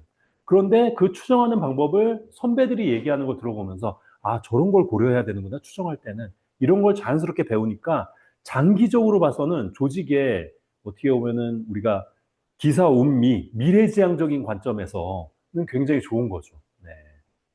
근데 기업 공헌도 관점에서는 이제 별로 안 좋다고 생각을 하는 거죠. 그렇죠? 네. 자, 그렇고 봅니다. 네. 그래서 그 외에도 이제 도트 투표라는 건 이렇게 도트 우리가 다 스티커 있잖아요. 동그라미. 네. 그런 걸 투표하는 거고요. 버킷 시스템처럼 우선순위가 적힌 버킷에 백로그 아이템을 배치해서 결정하는 방법. 뭐 여러 가지. 나머지는 그냥 선호도 매기 투표 약간 비슷한 거예요. 나머지 다. 유사 추정 기법도 있고요. 여기. 전문가 추정하는 기법도 있습니다. 네. 자, 이것도 이제 그냥 넘어가고요. 네. 새로운 개념들이기 때문에 네, 저거는 굳이 뭐 이걸 네, 써보시지 않으셔도 될 것 같아서 넘어갈게요. 자, 조달 관리 개념이고요. 조달 관리라는 건 수행할 때 필요한 자원과 제품 또는 서비스 프로젝트 수행 조직, 내부가 아닌 외부에서 효과적으로 공급받게. 뭐 말이 되게 막 거창하지만 결국에 뭐야? 아웃소싱 한다는 얘기잖아요. 그렇죠? 아웃소싱 하기 위한 관리 절차와 활동에 관련된 프로세스다. 네, 이게 조달 관리. 네, 이고요. 여기서는 계약 유형 세 가지를 물어봤으니까 세 가지를 쓰셔야죠. 고정가, 원가 정산, 복합형. 네. 별거 아닙니다. 사실 듣고 보면. 고정가, 금액을 다 결정을 딱 짓는다는 얘기죠. 우리 보통은 이제 공공에서 발주하면 고정가 계약이잖아요. 그렇죠? 원가 정산 계약. 일단 일해. 쓴 만큼 내가 다 보전해 줄게. 실제 있나, 이런 게? 그렇죠. 네. 일정한 이윤을 보장하는 이런 게 거의 없을 것 같은데요. 복합형 계약은 고정가 계약이랑 원가 정산 두 가지 다 하는 거고요. 자, 여기 이제 좀 세부적으로 들어가면 이렇게 고정가 계약도 확정 고정가 방식이 있고요. 네, 성과급 가산 고정가 이런 애들, 가격 조정 조건부 고정가 이런 애들 있습니다. 예컨대 인플레이션이 변동한다든지 특정 상품의 원가 상승률 같은 것들을 좀 반영해 주는 거죠. 고정가로 가더라도. 네. 그냥 이런 게 있다 정도만 봐주시면 될 것 같아요. 네. 그리고 고정 수수료 가산, 이거 원가 정산은 고정 수수료, 성과급, 보상금 가산 원가, 원가 비율 수수료 계산. 네. 이거 하다가 다른 거 한 10개 까먹을 것 같아요. 네. 그쵸. 네. 아. 자, 이런 건 좀 괜찮은 것 같아요. 의견적으로 좀 보실 때 고려사항 조달의 복잡성, 물리적인 위치, 거버넌스 규제 환경, 계약업체의 가용성도 이런 거 좀 살펴야 된다. 라는 부분으로 봐주시면 좋을 것 같습니다. 일단 크게는 요 정도는 좀 알고 계시면 좋을 것 같아요. 고정가라는 건 우리가 납품받을 그 비용에 대해서 고정해 놓고 하는 거다. 네. 얘는 리스크가 어디에 있어요? 누구한테 있어요? 네, 공급자한테 있겠죠. 그렇죠? 네. 원가 정산은 당연히 네, 이거는 이제 수요자 측면에서 좀 있을 것 같고요. 네, 복합형은 이 중간이 될 것 같습니다. 네, 그래서 계약할 때 이런 거 고려해야 된다 정도입니다. 자, 2교시 넘어갈게요. 2교시. 네. 2교시는 제가 그때 이 문제를 셀테를 지식재산권이라는 걸 좀 냈었고, 거기에 맞춰서 이 AI 창작물에 대한 지식재산권 적용 문제와 적용 문제에 대한 대응 방안 이거를 안 알려주고 네, 풀어보는 문제를 한번 낸 거였고요. 네. 이런 것들일수록 정말 인사이트가 얼마나 평소에 생각을 깊이 하고 있는 사람인가라는 게 이제 드러나는 거죠. 문제 출제 의도는 이렇습니다. 우리가 지식재산권이라는 게 과거에 지식재산권이라는 게 있죠. 그래서 이거는 뭐 저는 산저신 이렇게 외웠던 것 같은데 아마 이렇게 있죠. 얘는 팩트죠. 뭐. 저작권, 저작 인격권, 저작 재산권 이렇게 있고요. 산업재산권이라고 있고 우리가 알고 있는 특허권은 산업재산권 안에 들어갑니다. 디자인권이랑 실용신앙권, 상표권 이런 애들이 이제 산업재산권 안에 들어가는 부분이고요. 신지식재산권 안에는 반도체 배치 설계권, 이거는 여기만 쓰는 애니까 좀 알아두실 필요가 있어요. 반도체. 그리고 영업비밀, 신지식 재산권 안에 들어가는구나. 우리가 알고 있는 대부분은 다 산업재산권 안에 들어가는구나. 특허권, 디자인권, 실용신안권, 그리고 상표권. 네. 저작권은 저작재산권이랑 인격권인데, 인격권은 창작자가, 공표권, 성명표시권은 창작자가 저작물 공개를 결정할 권리라는 걸 얘기하는 거고요. 저 재산권은 복제, 배포, 전송 등 창작자의 경제적인 권리를 이제 얘기할 때 재산권을 얘기합니다. 자, 이게 왜 제가 이걸 언급을 좀 드렸냐면, 이 AI 창작물은 굉장히 애매해요. 그렇죠? 예컨대 요번에 뭐 지브리 스튜디오에서 나와가지고 그걸 가지고 막 창작을 해냈잖아요. 그럼 이거는 지브리 스튜디오한테 재산권이 있는 건지, 저작권이 있는 건지, AI를 만든 GPT가 이 저작권을 가져야 되는 건지, 아니면 이걸 생성한 그 사용자가 저작권을 가져야 되는 건지 애매하잖아요. 네. 이것뿐만입니까? 수노라는 앱은 음악을 막 만들어줘요. 그렇죠? 예컨대 내가 여러 가지 음악 같은 것들을 이렇게 뭐 무슨 풍에 뭐 해가지고 프롬프트만 넣으면 음악을 만들어 준단 말이에요. 이 저작권은 내가 갖는 건지 수노라는 이 AI가 갖는 건지 뭐 이렇게. 네. 아니면 내가 만들었는데 이게 특정 음악에 그거랑 굉장히 비슷해. 네. 이런 또 저작권 문제가 또 생길 거잖아요. 네. 이런 것들의 다양한 AI 창작물에 대한 지식재산권 적용 문제가 생기게 됩니다. 이건 어떤 법을 적용해야 되는 거야? 이런 게. 이거 굉장히 높아요. 나올 가능성이. 네. 그래서 적용 문제에 대한 문제가 있고 그럼 어떻게 대응할 거야? 이렇게 심플합니다.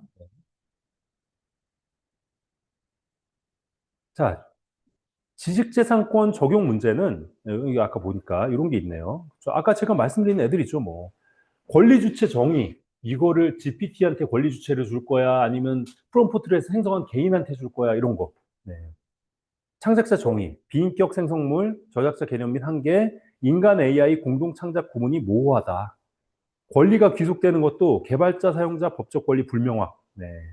AI 서비스 제공자의 책임 분산. 네. API 서비스 플랫폼 운영자, 모델 공급자가 다 각각 다르다는 거예요, 지금. 권리 귀속하기도 애매하다는 거죠. 계약이 아예 없어요, 이거는. 저작권 사용 계약이라는 게 없잖아요. 결과물의 법적 귀속이 불분명하거나 부당 약관 논란이 발생할 수 있다. 창작자가 애매하고 누가 창작했는지, 이 권리를 그럼 어디다 귀속시켜야 되는지도 애매하다. 일단 두 가지 문제가 있어요. 자, 세 번째. 네. 저작권 적용 한계. 저작 요건이 불충족돼, 일단. 저작물로서 창작성 및 독창성 판단이 어디까지 이거를 창작성이 있다고 볼 건지, 없다고 볼 건지. 공동 저작물로 간주가 불가능하다. 네. 창작 행위 반복성 및 자동성. 네, 창작의 일회성이나 우연성 개념과 충돌한다. 이게 우연에서 나온 건지 이런 것들이죠. 침해 가능성, 2차 저작물 판단의 애매성. 네. 그러니까 아까 그 지브리 같은 거죠. 뭐 변형과 표절의 경계가 모호하다. 네, 이거 표절을 한 거야, 변형한 거야. 뭐 이런. 기존 창작물 간의 유사성, 비의도적 침해 가능성. 네. 그러니까 침해 의도가 난 없었어, 원래. 근데 AI가 학습 데이터 기반으로 지가 알아서 만들었는데 알고 보니 어디에 있는 그림을 따갖고 와가지고 그려준 거였어. 그럼 나는 죄가 있는 건가? 네, 이런 게 생긴다는 거죠. 다 정리합니다. 창작자가 애매하다. 누가 만들었는지가. 네. 권리를 누구한테 줘야 되는지 애매하다, 일단. 네. 그리고 저작권 적용 한계, 그리고 침해 가능성이 굉장히 많다. 이 인공지능의 그 절차상. 그렇죠? 왜 데이터의 무분별한 수집, 그걸 통해서 이제 나오는 생성되는 것 자체가 절차적으로 설명하기가 굉장히 어려워요. 왜 이게 나왔는지. 그렇죠? 자, 이거는 뭘 적어 보시냐면, 자, 보지 마시고, 대응 방안만 적어 보겠습니다. 대응 방안만. 대응 방안을 적을게요. 문제 다 보셨잖아요, 지금. 네. 문제는 띄워놓을까요? 네. 문제는 띄워놓을게요. 여기다. 네. 문제는 보시되 대응 방안을 적어볼게요. 이거 답이 없어요. 대응 방안만 적어. 표를 이렇게 그리셔가지고, 네. 하셔도 되고, 아니면 일자로 쭉 쓰셔도 돼요. 네. 가운데 대응 방안만. 뭐 관점을 나누고 싶으면 무슨 관점에서의 대응 방안, 무슨 관점에서의 대응 방안 이렇게 써보시면 좋죠. 이거 굉장히 중요한 지금 연습입니다, 이거. 1교시형이랑 다른. 네.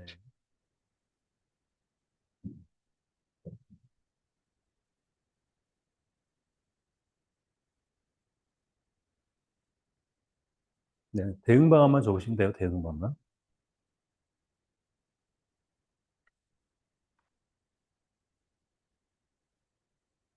설명까지는 적으실 필요는 없을 것 같고요. 가운데 들어가는 그 대응 방안 키워드 있잖아요. 네, 그것만 딱 적으시면 될 것 같습니다. 음.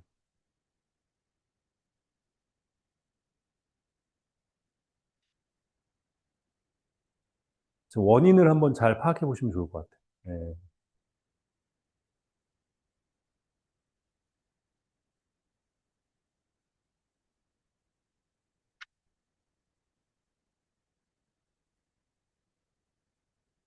보고 싶죠. 막 보고 싶죠. 네, 참으셔야 됩니다. 참으셔야 돼요. 그럼 내가 창의성이 떨어져요. 암기를 안 하면 쓰지 못하는 상황이 생기니까. 그냥 아무도 안 보잖아요, 어차피. 그냥 내가 시험장이라고 생각하고 써보세요.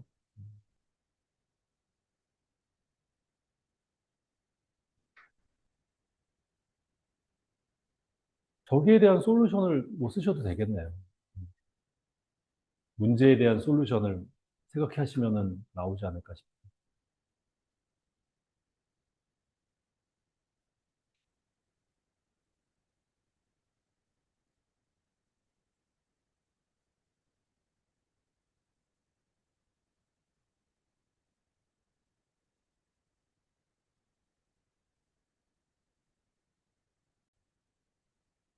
네, 그 밑에 요 2번 문제는 아까 위에서 봤었던 그 문제랑 좀 비슷한 거죠. 그래서 우리가 블랙아웃이라는 문제를 좀 아까 봤는데, 네, 그 문제에서 사실 가지고 온 거기는 합니다. 네.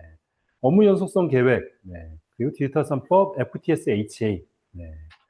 자, 이 업무 연속성 계획, BCP는 일단은 이거를 도출하는 절차가 중요해요. 그래서 뭐 정의는 다 쓰실 수 있으실 것 같고요. 그죠? 네. 업무를 지속적으로 뭐 유지하기 위하여 뭐 하는 뭐 어쩌고저쩌고 쓰실 거고요. 네.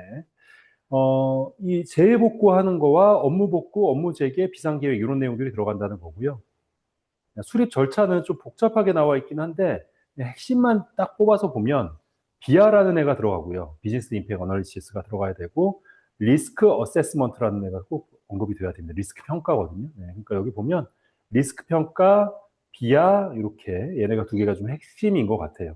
그래서 여기도 BR에 보면 BR에서 업무별 복구 전략이 나오잖아요. 네.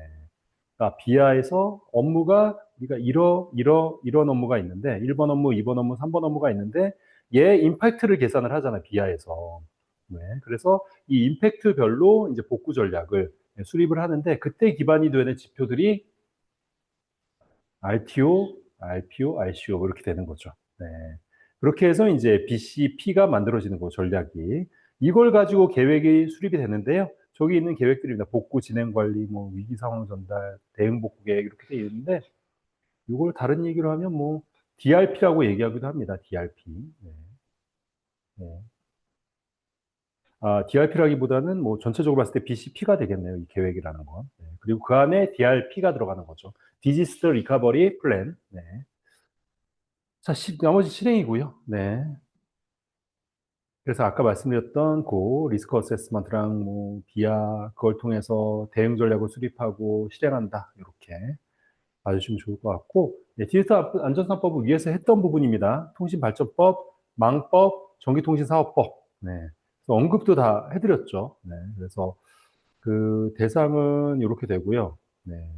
여기 이제 부가통신 사업자 포함 데이터 센터 사업자, 전산실 바닥 면적, 재난재 발생 시 보고, 어우, 네. 그쵸. 뭐, 어떻게 외우겠습니까, 이거를. 네. 그래도, 예, 얘는 조금 확률상 다른 것들보다는 좀 높을 것 같기는 해요. 자, 4달러 FTS HA인데요. 이거는 지난주에 저희가 CA 했던 거, 그 내용입니다. 네. 그래서, 화요일 날 적으신 것 중에서도 저 트리플 모듈라, 리던던시라는 애가 있었잖아요. TMR이라고 해서 그 업무를, 기능을 수행을 하고 나중에 그 결과를 이제 다수결로 결정하는 부분들도 있고, 워치독 타이머, 이것도 키워드거든요. 네. 그리고 이제 중복, 네, 뭐그 외에도 패러티, 책성 이런 애들 봐주시면 될 것 같습니다. 구현 기술은 그 외에도 이제 HA니까 요거는 하이 어벨러빌리티는 하 스탠바이, 뮤추얼 테이크오버, 컨커런트 액세스 네, 이렇게 한번 봐주시면 될 것 같아요.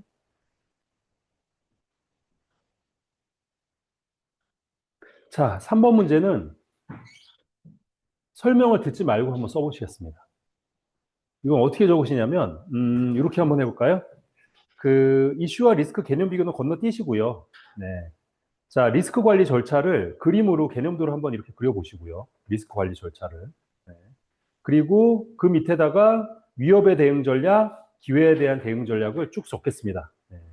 참고로 5개씩이에요. 위협에 대한 대응 전략 5개, 기회에 대한 대응 전략 5개. 네, 요거. 얼마나 기억하고 계시는지 한번 보겠습니다.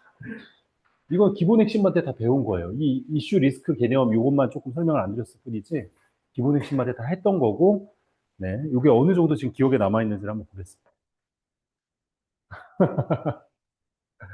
네, 대응 절차는 그림으로 표현하시고요. 네, 개념도 있잖아요. 개념도. 네. 그리고 위협에 대한 대응 전략은 이제 강글 쓰는 자리에다가 5개 적고 기회 5개 적고. 네. 힌트를 하나 드릴게요. 힌트를. 네, 정 모르실 수 있으니까. 위협, 기회 다 에스컬레이션이 들어갑니다.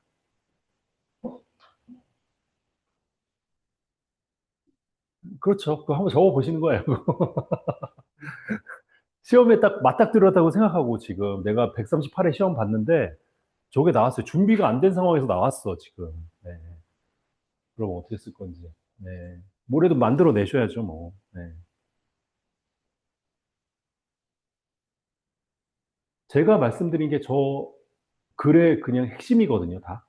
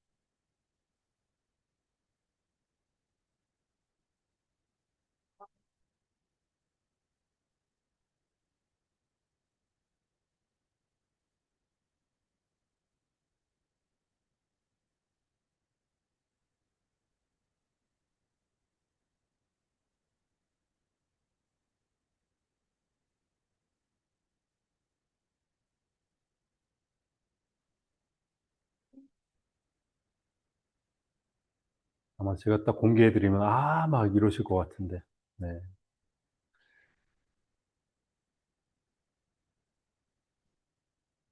김승신님은 전혀 기억이 안 나시나요? 네. 네. 자, 설명 좀 드려보겠습니다. 네. 나중에 한번 좀 생각해 보세요. 네. 일단, 이슈와 리스크는 이런 차이입니다. 네. 어, 네. 우리가 현업에서도 보면 이슈랑 리스크를 혼동해서 쓰시는 분들이 되게 많아요. 근데 아마 정확하시게 쓰시는 분들은 이렇게 쓰고 계실 겁니다. 이슈는 이미 발생한 문제예요. 리스크가 현실화된 거. 이거를 이슈. 리스크는 발생할 확률이 있는 애들. 네. 근데 요거를 좀 주의하실 게 우리가 요 개념이 이제 서구에서 오다 보니까, 네, 해외에서 오다 보니까 리스크라는 개념을 꼭 나쁜 걸로만 생각을 하거든요. 근데 여기는 불확실성이라고 해석하는 게 더 맞아요, 이 리스크는. 네, 불확실성. 그러니까 불확실성이라는 얘기는 긍정적인 결과가 나올 수도 있고 부정적인 결과가 나올 수도 있는 거예요. 리스크라는 거. 그래서 미래에 발생할 가능성이 있는 문제, 네, 이고요. 여기는 이미 발생한 문제, 이 두 가지를 가지고 풀어서 써주시면 될 것 같습니다. 여기 보니까 예시는 서버 다운 발생, 코드 충돌로 기능 동작 안 됨, 이거는 발생했으니까, 그죠? 개발 일정 지연 가능성, 아직 지연은 안 됐단 말이에요, 그죠? 네.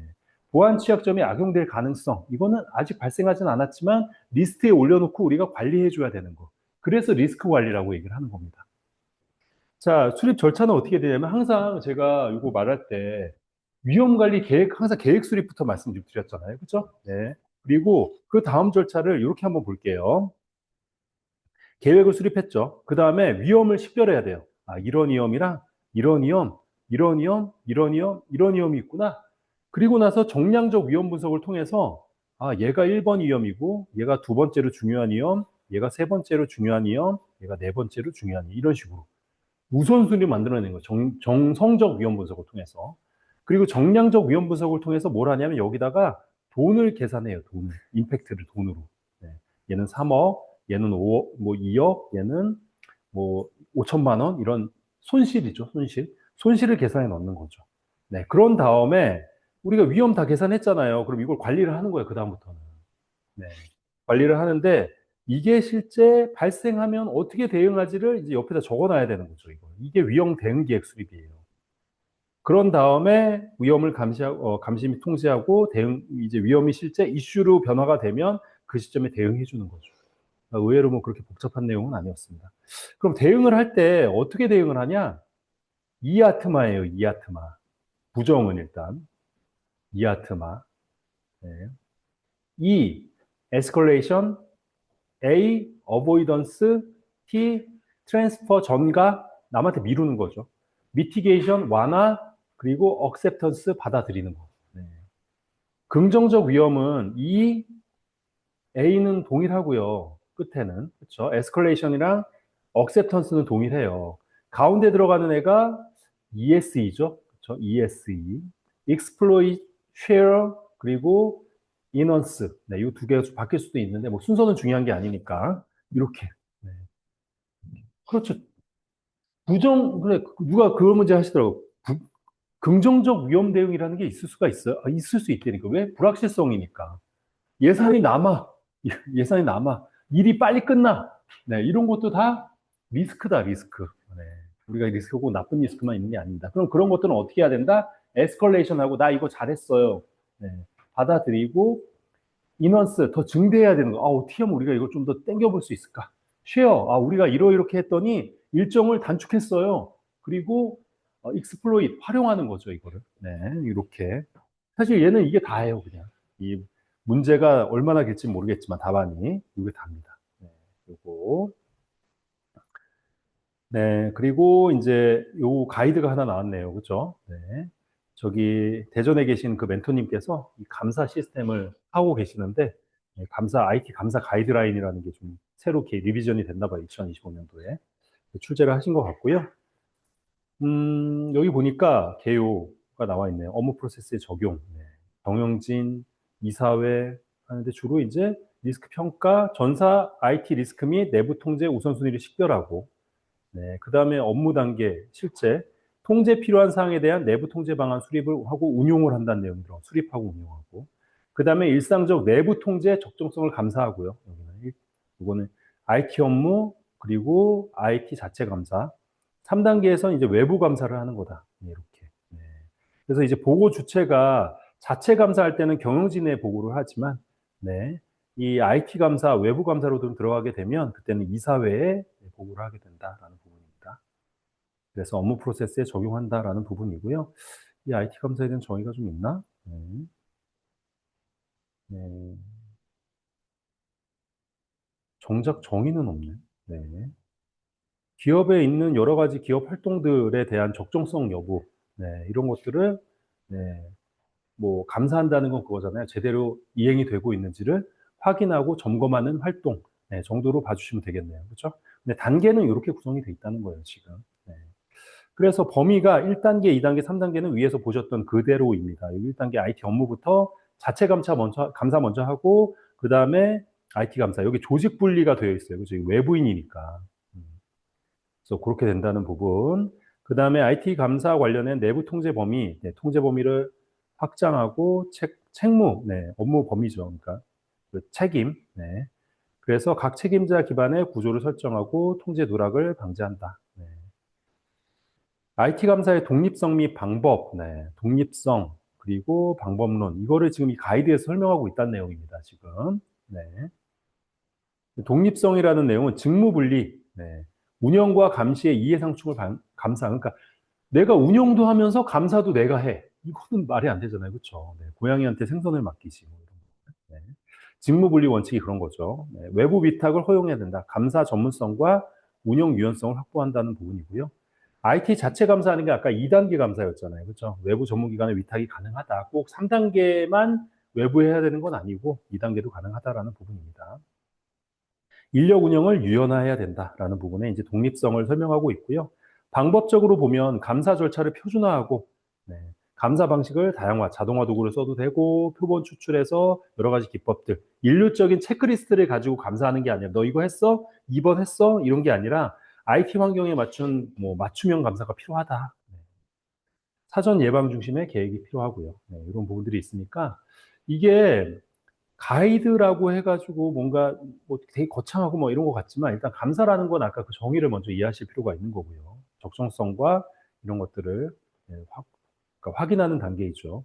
그래서 평가하고 전사 리스크에 대한 내부 통제해야 되는 그런 범위를 식별을 해야 이게 잘 지켜지고 있는지를 여기서 다 확인을 할 거잖아요. 그렇죠? 그래서 리스크 평가가 먼저다. 베이스라고 그래서 되어 있는 거예요. 베이스. 그래서 관리 계획이 얘가 나오게 되는 거고 그 관리 계획에 따라서 실행을 하는데 1단계, 2단계, 3단계로 잘 지켜지고 있는지를, 네, 뭐 감사한다라는 부분이죠. 네, 적정성을, 네, 확보하기 위해서 이렇게 봐주시면 될 것 같아요. 네. 뭐 디테일하게 이걸 또 하나하나 뭐 암기법까지 만들어서 할 건 아닌 것 같습니다. 그래서 요 정도의 감사 가이드라인이 있더라 정도까지만 봐주시면 될 것 같아요. 네. IT 감사 가이드라인입니다. 금융감독원. 주로 이제 금융 쪽에 많이 적용이 되겠네요. 네. 자, 그로스 해킹의 개념과 수행 절차를 설명하고 세 가지 이상의 기법 및 분석 사례와 기대 효과를 설명하시오. 네, 이거 좀 목차를 좀 볼게요. 이거 먼저 쪼개야 되니까 세 가지 이상의 기법 및 한번 잘라볼까요? 그리고 앞에 수행 절차 이렇게 자르고, 네, 그러면 분석 사례와 기대 효과가 왠지 3단락의 실무 경험이나 이런 내용들을 가지고 좀 써면 어떨까 좀 싶고 2단락의 분석 기법, 1단락의 개념과 수행 절차 뭐 이런 식으로 적으셔도 괜찮을 것 같고요. 그게 아니면 뭐 1단락의 개념, 2단락의 수행 절차 및 세 가지 기법, 네, 그리고 분석 사례와 기대 효과는 3단락. 어쨌든 3단락이 빛이 나야 되는 거예요. 지금 앞에는 다 보통 보면 EQ 시험을 어떻게 구분을 하셔야 되냐면 어디까지가 팩트인가? 네, 물론 다 전체가 다 팩트인 것도 있는데, 네, 이렇게 분석 사례와 기대 효과는 의견이잖아요, 내가. 얘는 팩트가 아니에요, 팩트가 아니야. 네, 의견 사람마다 다른 거잖아요. 그래서 아, 요거는 내가 지어서 써야겠다. 앞에 얘가 내가 외워서 지금 어느 정도 맞춰줘야 되는 거구나 이렇게 생각하시면 될 것 같아요. 그리고 이제 적을 때도 그로스 해킹 개념 수행 절차도 꼭 수행 절차를 완벽하게 적으실 필요는 없습니다. 세 가지 이상의 기법이라고 얘기했으니까 뭐 기법을 여러 가지 적으셔도 되지만 구체적으로 세 가지 정도만 하셔가지고 가운데 개념도 넣고 설명하시는 게 더 좋지 않을까라는 생각이 좀 듭니다. 자, 그로스 해킹이라는 거는, 네, 아마 이거는 기본 핵심반 때 아마 제가 설명을 좀 안 하고 넘어갔기 때문에 설명을 좀 드릴게요. 스타트업 기업들이, 그러니까 그로스가 뭐냐면 매출이에요, 매출. 영어로. 해킹, 매출을 해킹한다. 이게 뭐지? 아, IT의 데이터 분석이나 이런 여러 가지 IT 기술을 활용해서 매출을 극단적으로 올린다. 해킹이 그런 거잖아요. 그렇죠? 네, 극단적으로 올리는 기법이라고 봐주시면 좋을 것 같아요. 네. 여기는 이제 마케팅 기법, 주로 이제 마케팅에서 활용을 하기 때문에, 뭐, 여기 있는 ELA로 쓰셔도 되고요. 제가 말씀드린 그런 걸로 쓰셔도 괜찮습니다.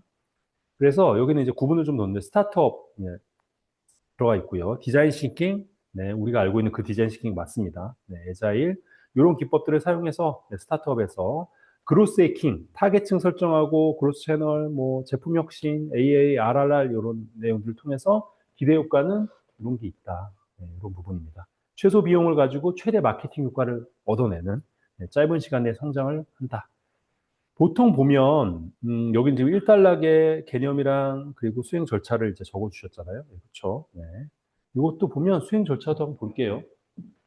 서비스 개발, 그리고 가설 수립, 네, 검증 서비스 개선 계획, 서비스 개선 이렇게 되어 있고요. 보통 보면 플랜도 체크 액션 뭘까요? PDCA죠. 네.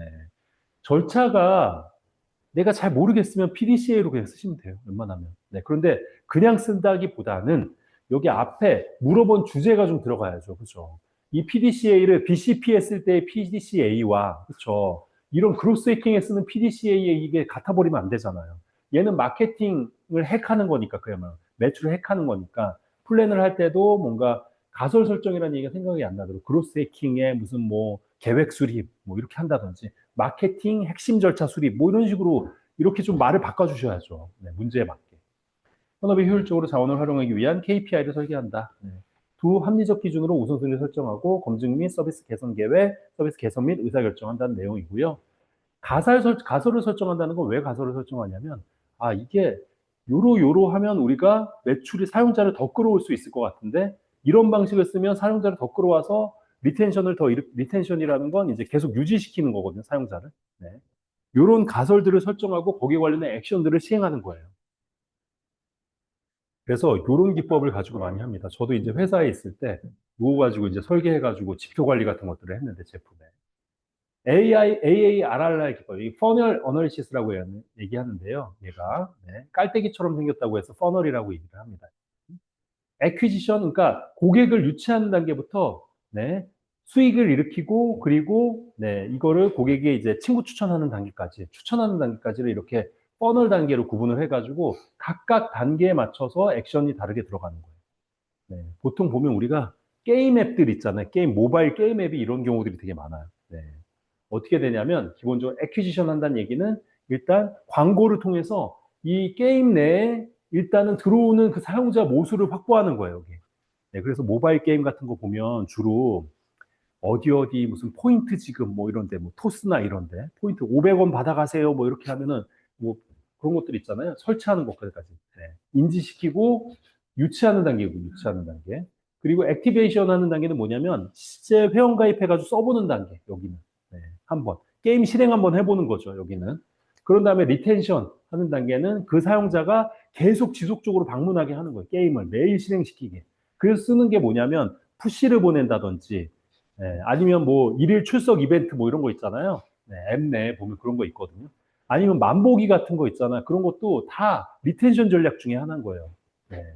그리고 레비뉴는 이제 구매를 일으키는 거죠. 그래서 게임 보면은 조금만 하다 보면 아이템 구매하라고 하잖아요. 다. 그게 이제 요 단계로 가는 겁니다. 점차 다단계에 빠져나가는 이 약간 그런 느낌이 좀 오는 느낌이 좀 있는데, 그렇게 되고 마지막에 이제 추천을 해주는 거죠. 그래서 마지막에 보면 우리 서비스를 뭐 추천할 사람을 하면 얼마를 드려야 해가지고 내 소셜 미디어나 이런 데 추천하는 거 들어가는 게 그런 부분입니다.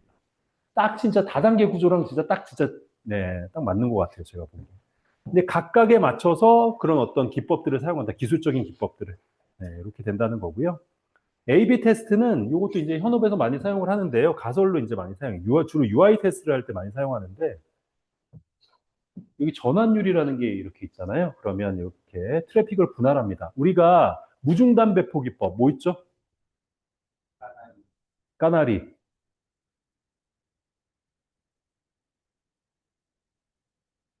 블루그린, 하나 더 있는데, 그죠?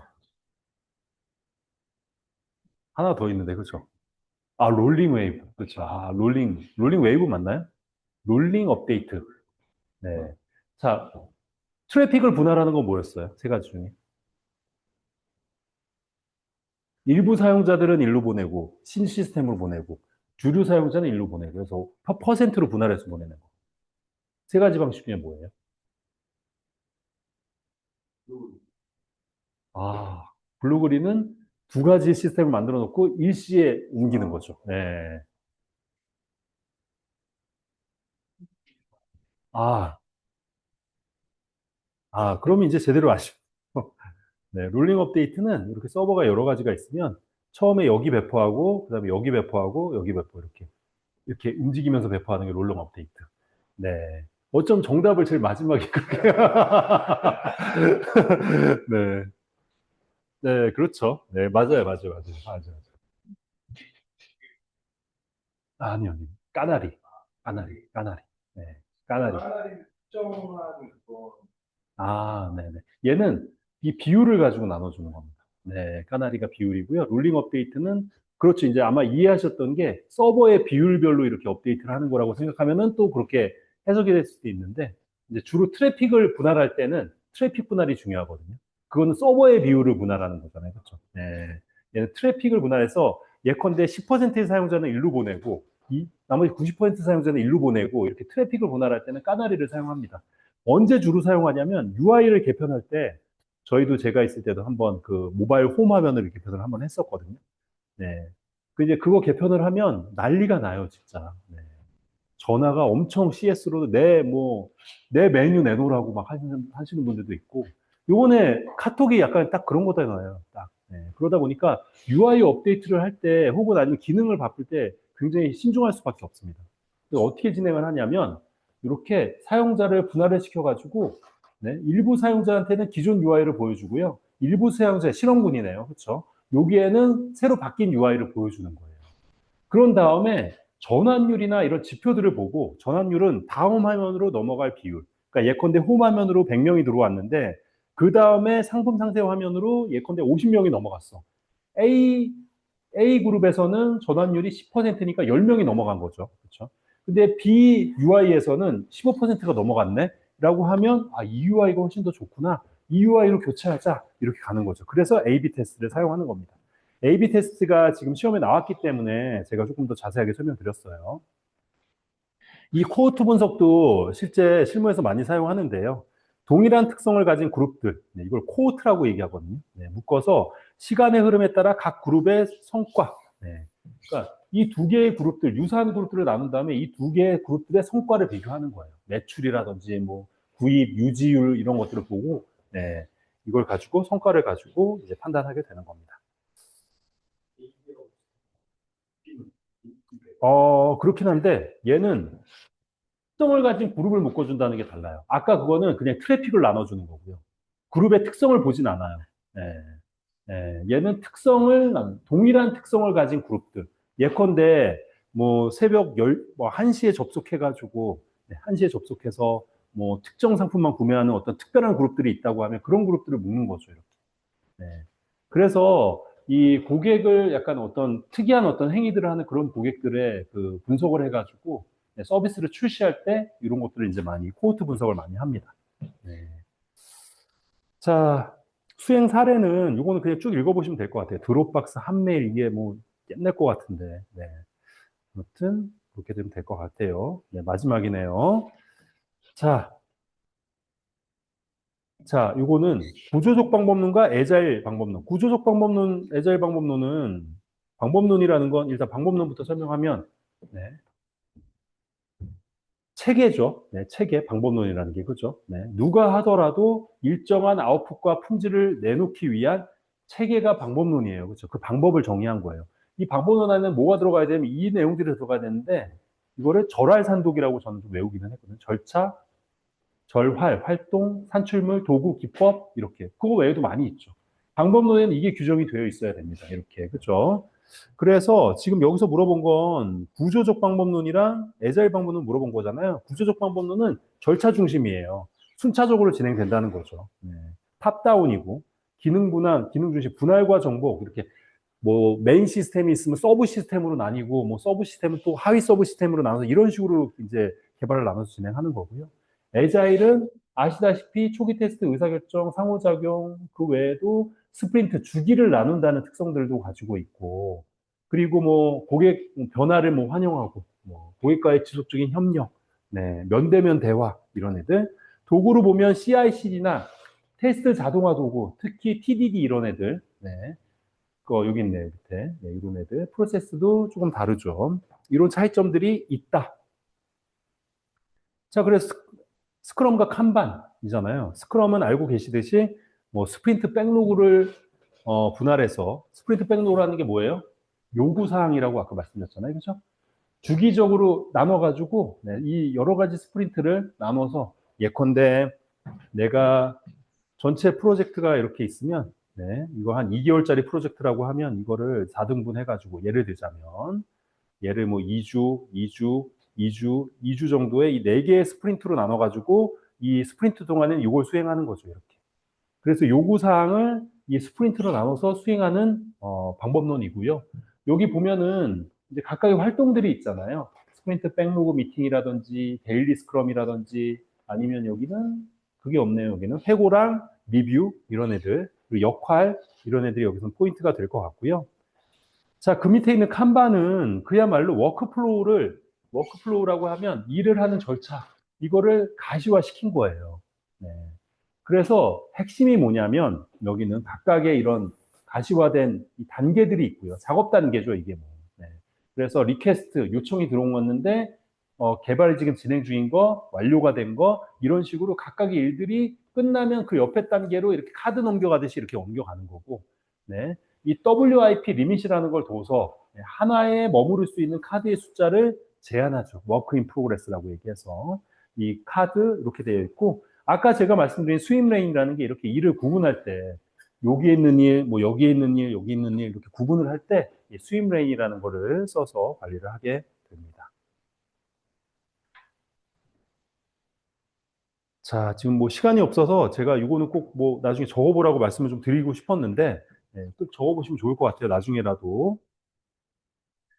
애자일 방법론의 효율적인 수행 방안을 제시하라고 했잖아요, 여기서. 그렇죠? 네. 보통 이렇게 하나를 물어보면 어떻게 한다? 1도 1표를 적잖아요. 그런데 내가 적을 수만 있다고 하면 관점을 나눠서 여기도 이제 프로세스 관점에서의 수행 방안, 그리고 개발과 조직 관점에서의 수행 방안, 이렇게 이제 충분하게 답을 기술하는 게 좀 좋고요.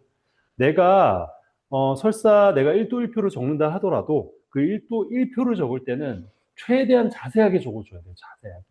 항목도 2줄씩 적어가지고 6줄 이상, 6개 이상 적어주시면 좋을 것 같고, 어, 항상, 네, 다시 한번 강조드리지만 3단락이 제일 중요합니다. 네.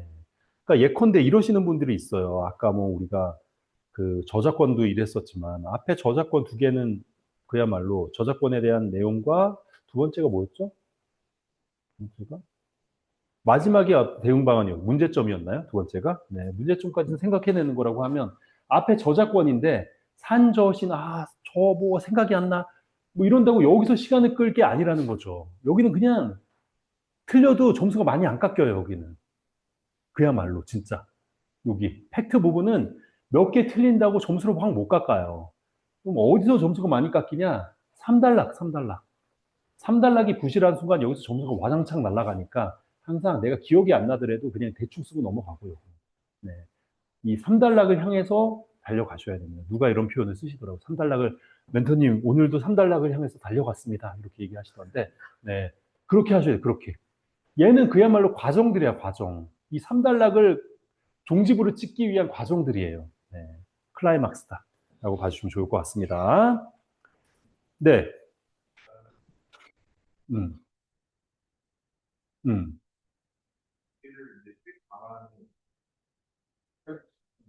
그렇죠. 음, 음. 쓰셔도 되죠. 그렇죠.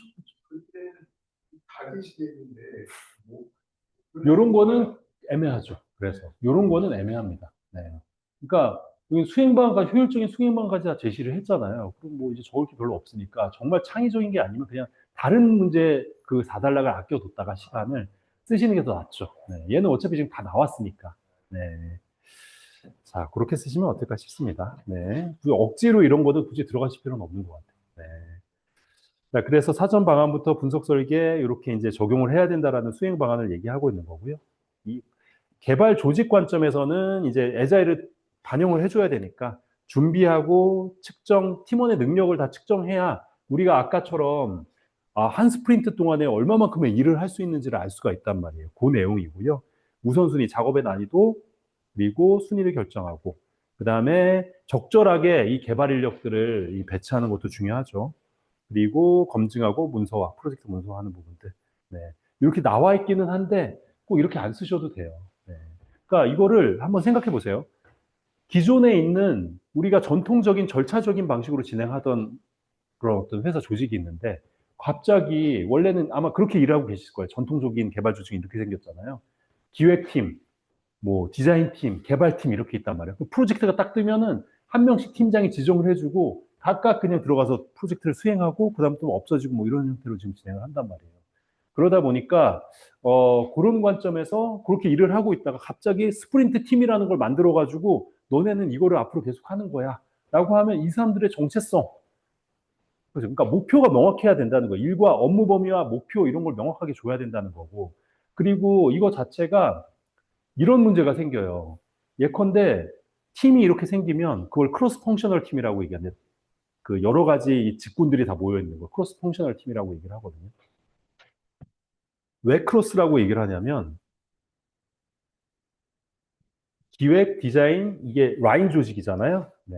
이렇게 조직을 짠다고 해서 크로스 펑셔널이라고 얘기해요. 다기능 조직. 이렇게. 이렇게. 스프린트 팀은 이렇게 생기거든요. 그럼 전통적인 건 이렇게 놔두고 조직을 이게 기업에 적용할 때는 프로젝트만 이런 조직으로 하면 지금 얘는 이 사람 상사를 두고 있고 여기도 프로젝트 리더가 있단 말이에요. 그럼 이 정체성이 되게 모호해져. 누구한테 평가를 받아야 되고 뭐 이런 문제들도 생길 수 있고. 네. 그리고 프로젝트 팀에만 가 있으니까 예컨대 내가 뭔가 기술 개발이나 이런 게 조금 필요하면 옆에 있는 개발자들한테 배우는 것도 되게 많았는데 혼자 딸랑 떨어져 있으면 사실 거기서 배우는 것도 이제 부족하거나 이런 문제들이 실무적으로 또 생기게 됩니다. 네. 그래서 그런 부분들을 이제 감안을 해서 해야 된다라는 부분이고요. 실제 이거는 우리 회사에 적용을 했을 때 어떤 방식으로 적용하면 좋을지 이런 것도 조금 롤이 좀 바뀌어야 되는 것도 있고 스크럼 마스터의 롤도 없잖아요. 네, 그러다 보면 그 스크럼 마스터의 롤을 어떻게 만들어 줄 건지, 네, 누가 시킬 건지, 채용할 건지부터가 이제 일인 거죠. 네. 자, 여기까지 일단 오늘은 좀 하고요. 네, 그 혹시 질문 있으실까요? 뭐, 네, 네, 리스크하고 위협하는 기회가 있는데 네. 리스크가 발생하면 위협이 되는 거면 되게 그렇죠. 이게 기회라는 주제예요. 이런 개념을 좀 어, 그렇죠. 그러니까 기회라기보다는 기회라서 이렇게 나왔군요. 네, 기회라는 게 약간 이득이 되는 부분이라고 생각하시면 됩니다. 이득. 리스크가 리스크 중에서 이제 긍정적인 거, 긍정적인 거, 긍정적인 거. 그래서 기회라고 표현한 것 같아요. 긍정적인 건 이렇게 네? 바라보는 걸까요? 위협을 바라보는 관점을 얘기하는 걸까요? 그래서 위험이라는 게 리스크라는 게 아까도 말씀드렸지만 불확실성이라고 해석하는 게 맞거든요.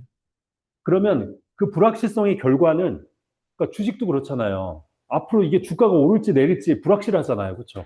그리고 긍정적인 리스크는 뭐냐면 올라가는 거. 네, 그렇죠? 긍정적인 결과는. 부정적인 결과는 떨어지는 거겠죠, 당연히. 네. 그러면 각각의 대응을 해줄 때 올라가면 어떻게 할 거고 내려가면 어떻게 할 거야. 이렇게 각각의 대응 전략이 달라야 된다는 거죠. 그 리스크가 좋은 리스크만 있는 게 아니고 그렇죠. 이게 그러니까 우리가 리스크는 나쁜 거라는 개념이 있다 보니까 이게 해칭이 안 되죠. 네.